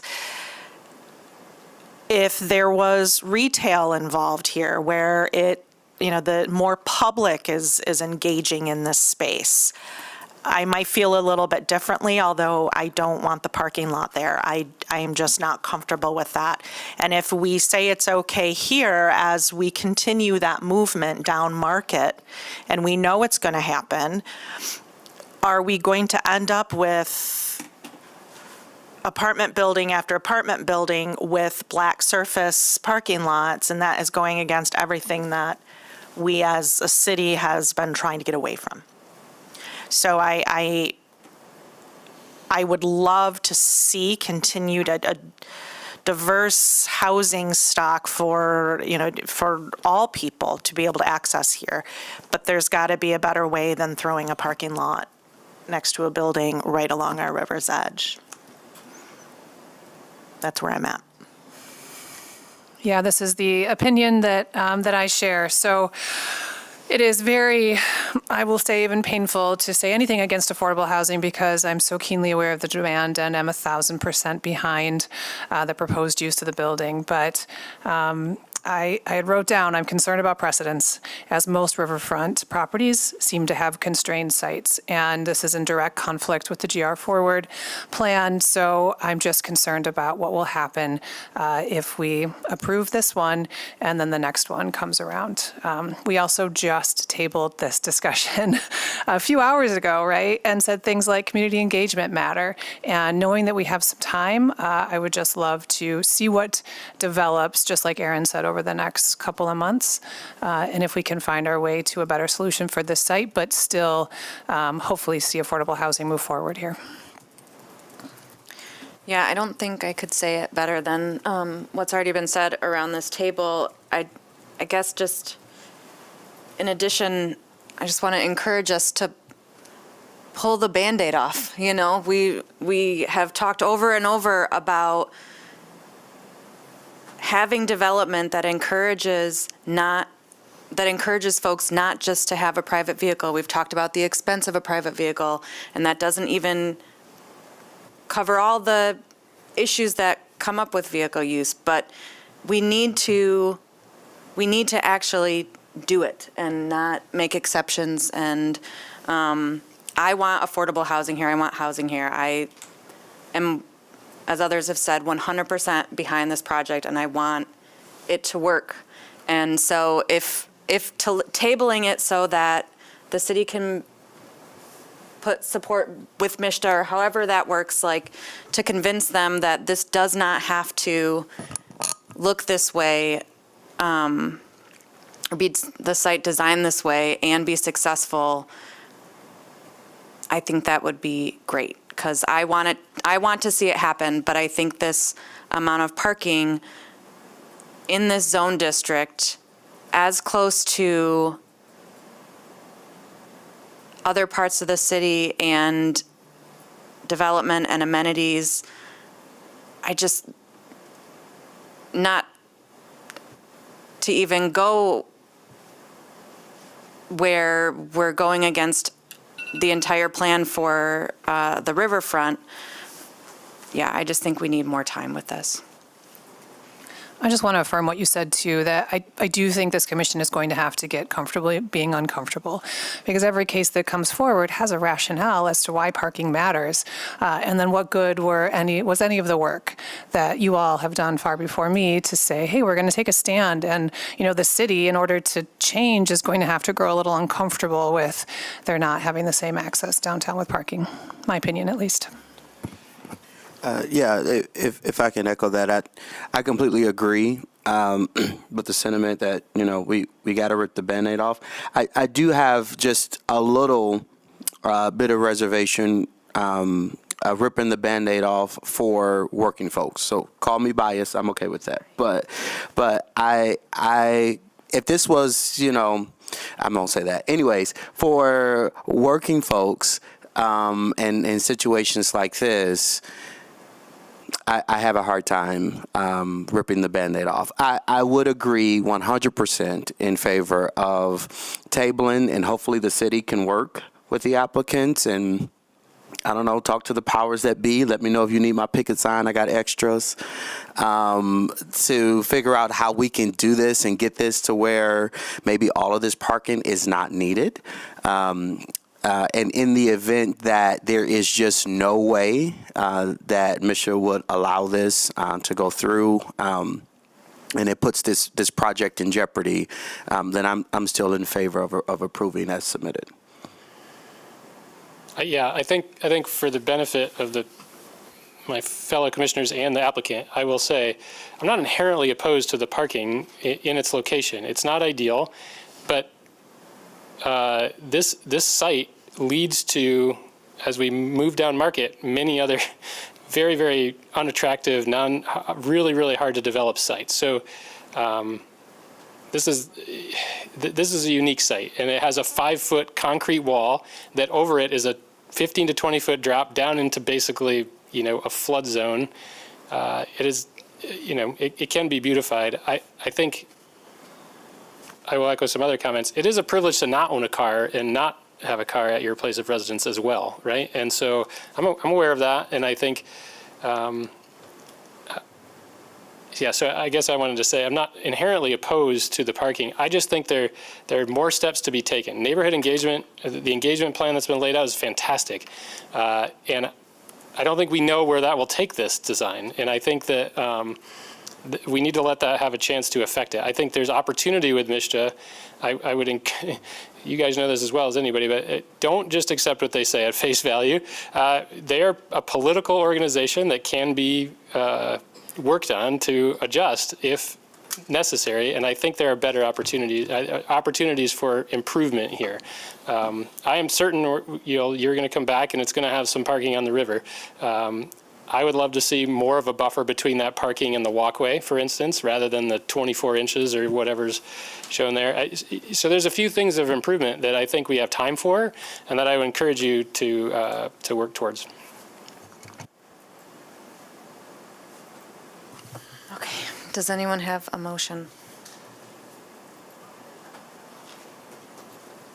Okay, at the risk of being admonished again, I'll just say, as I look at this, and I hear a lot of favorable, if it weren't for this, we really want this to go through.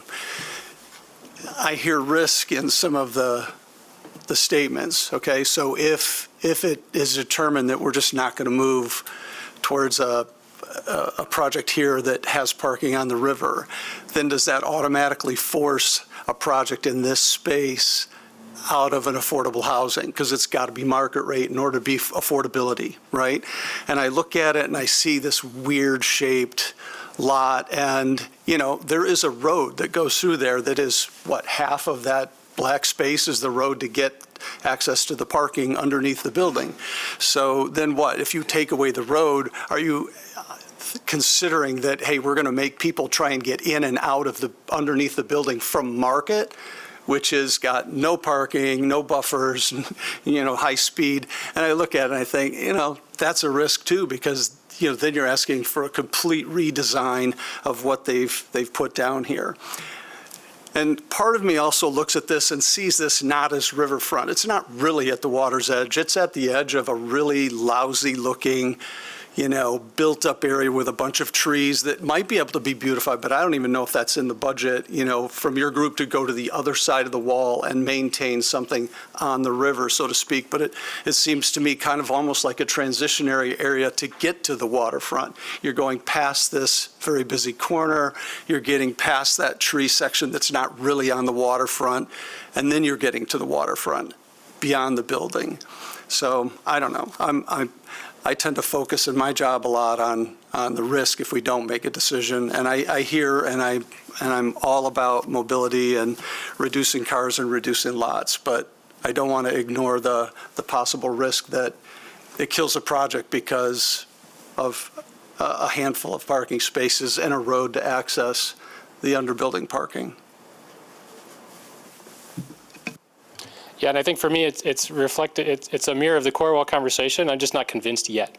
So there's no market study done yet that outlines how many parking spaces per unit are in the competition.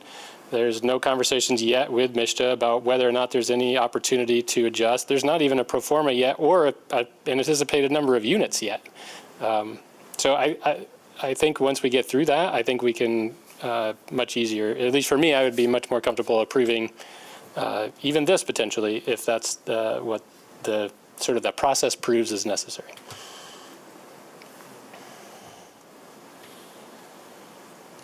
Okay, so I'm hearing we need more time and that we think there's room for improvement or additional data to justify what we're seeing ahead. Would anyone like to make a motion to that effect?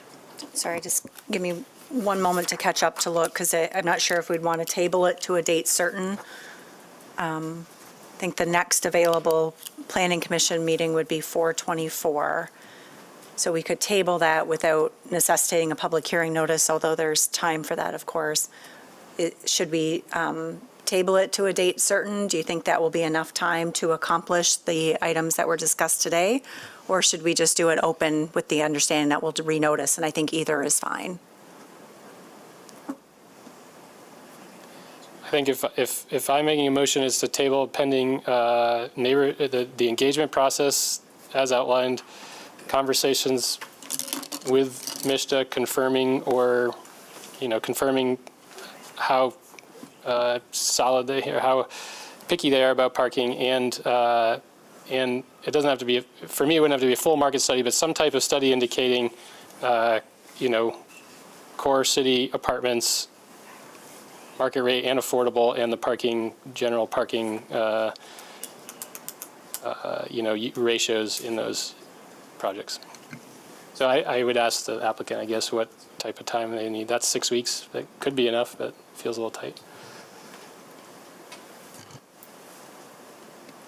Our sense about it is if we could be back on the agenda in May, that would give us time to naturally fit with any of the neighborhood association design committees. Roosevelt Park is the one that tends to be a little bit more challenging to make time on their agenda, and that would give us time to really sit down and talk with them. And I think the other thing that we will have to really navigate is DGRI is pushing for... Jen, could you come up to the... I'm so sorry. That's okay. So if we could come back in May in front of y'all, we believe that we would be able to successfully navigate engagement to the level that y'all are requesting. But I think one of the challenges that we want to look at, and something that we should review when we come back in, is what is expected and what's planned for north of the river, or north of Wealthy Street along the river, which really does have a fairly narrow walkway along the river path because of some of the other built environment pieces there. And some of that does swoop down into this lower area, as you observed, like in this photo here. Some of it comes down in, and there's actually, I think it's a kayak exit area that is planned for that site. But it would be helpful for y'all to look and see what that looks like, because while this area is obviously an area that gets lots of flood action depending on how high the river is, it's one of those spaces where it has to be somewhat flexible in terms of access, and it does act as a potential access point, and also it would be seasonal, right? With that wall there, as I think we observed or was noted earlier, if you're standing at the site to get up over the wall, I'm fairly tall, I feel like, maybe not, that's a little ego, but it is hard to see over that wall. So accessing down to the river is a little bit different here, but I think we could do a beautiful job engagement along that site with some public art and keep people, connected with some additional green space in there. So just saying that the green space does spill over, but also it's not as visible as you would hope from that site. You're not like, when you're standing on the site, and you should stop by and check at it, and you're looking at the river, you kind of gotta, the view is gonna be from the units, really, truly. So you gotta kind of get up to the wall and look in. Now, it doesn't change any of your observations, but it is a little funky there. Thank you. So I'm going to recommend that we table it open procedurally. I think that's going to be a cleaner path. I have no problems renoticing, and city staff can take care of that. No problems working with the applicant and anticipating a May hearing again. So I don't want to hold up the date, but I'm just a little bit nervous if we set a date with the number of items that have been listed. Knowing that there's a discussion with the state that would need to happen, I think that's procedurally going to be the best course of action, so that we don't have to come back and ask for an extension, and it would make me a lot more comfortable. Okay.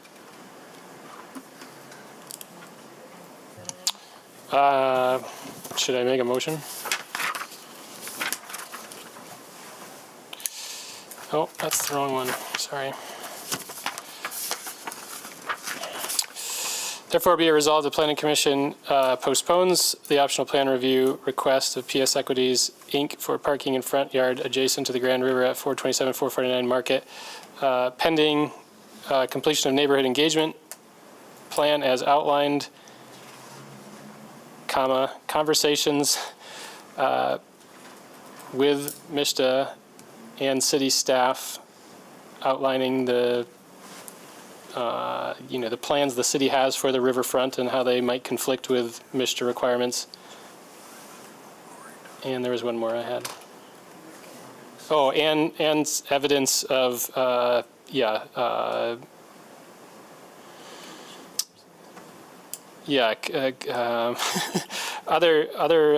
rental properties in the core city and parking ratios associated with them.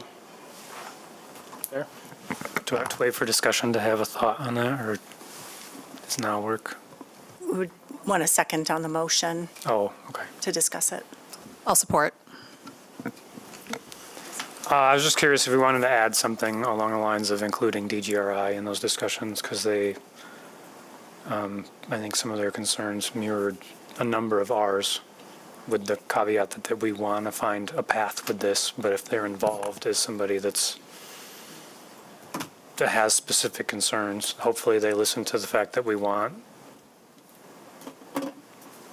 to find a way for everybody to agree on a path forward. There has been and will continue to be engagement with DGRI. It's your motion. I'm not sure I think it's necessary because we wouldn't not have that continued engagement with them. Okay. But it's up to the Planning Commission. I don't need to modify the motion, I guess. Okay. All right, I have motion support. Any further discussion? All those in favor say aye. Aye. Any opposed? Motion carries. Thank you very much. Thank you. We look forward to seeing you back. Thank you.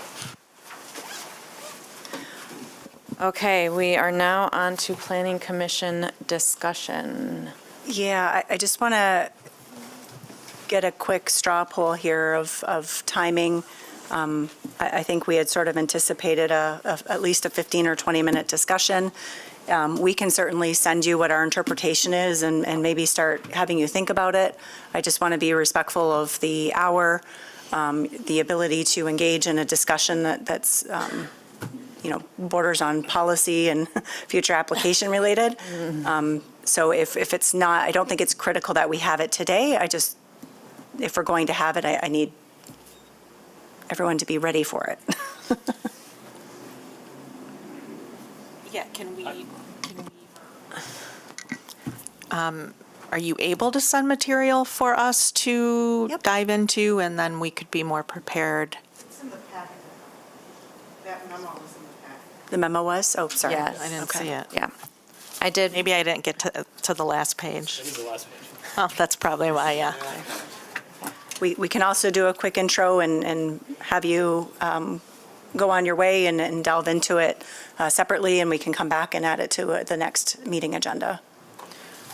I think that would be good. Yeah? Yeah. Just a very high-level overview, Rowan? Yeah. Okay. Keep Carol here as long as possible tonight. We're going to 8:30 tonight. Last day. Afternoon, Commissioners. If you haven't met me, my name is Rowan Brady. I'm one of our staff planners in the office. I work mostly on the plan review side, so I'm not here at the table at every one of your meetings, but certainly working diligently with all of the wonderful folks here today. We have seen an increase in the use of accessory parking lots for public off-street parking recently in the city. You may have seen these pop up around specifically downtown Bridge Street, where you can pull into a lot, pay with your phone for an hour or two. We did an evaluation in our office that these uses of accessory parking lots are, by ordinance definition, additional primary uses. Laura did a great job of kind of introducing that during the 217 case that you heard today. And as you're aware, primary off-street parking lots require Planning Commission special land use approval. Given the number of uses that are currently in Grand Rapids, we anticipate seeing a large volume of these cases start to come before the Planning Commission. And as a significant land use policy or land use decision, as those cases come before you, we wanted to first have or give you the opportunity to ask us if you needed us to identify any additional resources, research, or other findings so that you can make an informed decision as these cases come before you. I'm happy to get a little bit more into the depth of the interpretation either today or at a later point. It's about a page and a half, my apologies, but it lays out the issue pretty clearly with examples and kind of works through the nuance of the ordinance and the relationship between primary and accessory uses.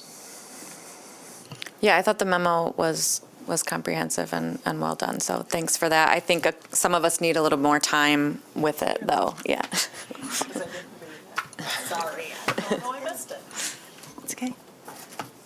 So. Yep, so if you could review the memo and then be prepared to think about what information might be helpful to facilitate the discussion and also facilitate future considerations should a case come forward. Definitely. Awesome. Thank you for your work on this. Yeah, thank you. Looking forward to seeing you again. Okay, I have one more item of discussion. As we all know, today is our final meeting with Carol as our recording secretary, and she has been wonderful, and I think we'll all feel the kind of, I don't know, chasm she'll leave in our meetings not being here. And so staff did prepare a resolution that I get to read, which I don't get to do anymore. So that's very exciting for me. I'm going to take my glasses off. But I want to thank you for all that you've done and your service to the city, and not only to this commission, but others. And we will miss working with you, and I'll be jealous of you when your retirement. So I hope you enjoy it. You better really. Okay. Well, shucks. Okay. Okay. All right. Whereas Carol Gornowich has served as Planning Commission Recording Secretary for more than 20 years, since at least January 10th, 2002. And whereas countless Planning Commission minutes were taken for lunch meetings, public hearings, special meetings, workshops, and retreats, and whereas the Planning Commission has considered the high standard Carol has set as Recording Secretary, now therefore be it resolved that the Planning Commission acknowledges the retirement of Carol Gornowich as Recording Secretary with appreciation for the following reasons. 1, while years of minutes taking may seem beyond count, with an average of 20 meetings per year, 5 hours per meeting, and 500 words per page, Carol's body of work calculates out to at least 500 meetings, no less than 2,500 hours of listening, and upwards of 5.5 million words typed. 2, an unflinching ability to quickly provide verbatim transcripts of high-stakes cases, many upwards of 40 pages long, with many ums by me, I'm sure, and since 2018. 3, Carol's accurate employment of skilled shorthand is nothing short of impressive. 4, numerous poignant and necessary shout-outs to, quote, please state your name for the record. 5, Carol's application of mind reading and interpretive abilities in order to transpose finger pointing on a visual exhibit to a clear written testimony. 6, an uncanny ability to maintain a straightforward record of on-the-fly discussion, rediscussion, and over-discussion of conditions of approval. be it further resolved that the following conditions of approval shall apply to this project. 1, that we hope Carol will remember how grateful and appreciative we are of her many years of service. And 2, that Carol shall enjoy many years in retirement to the fullest extent. Yes, thank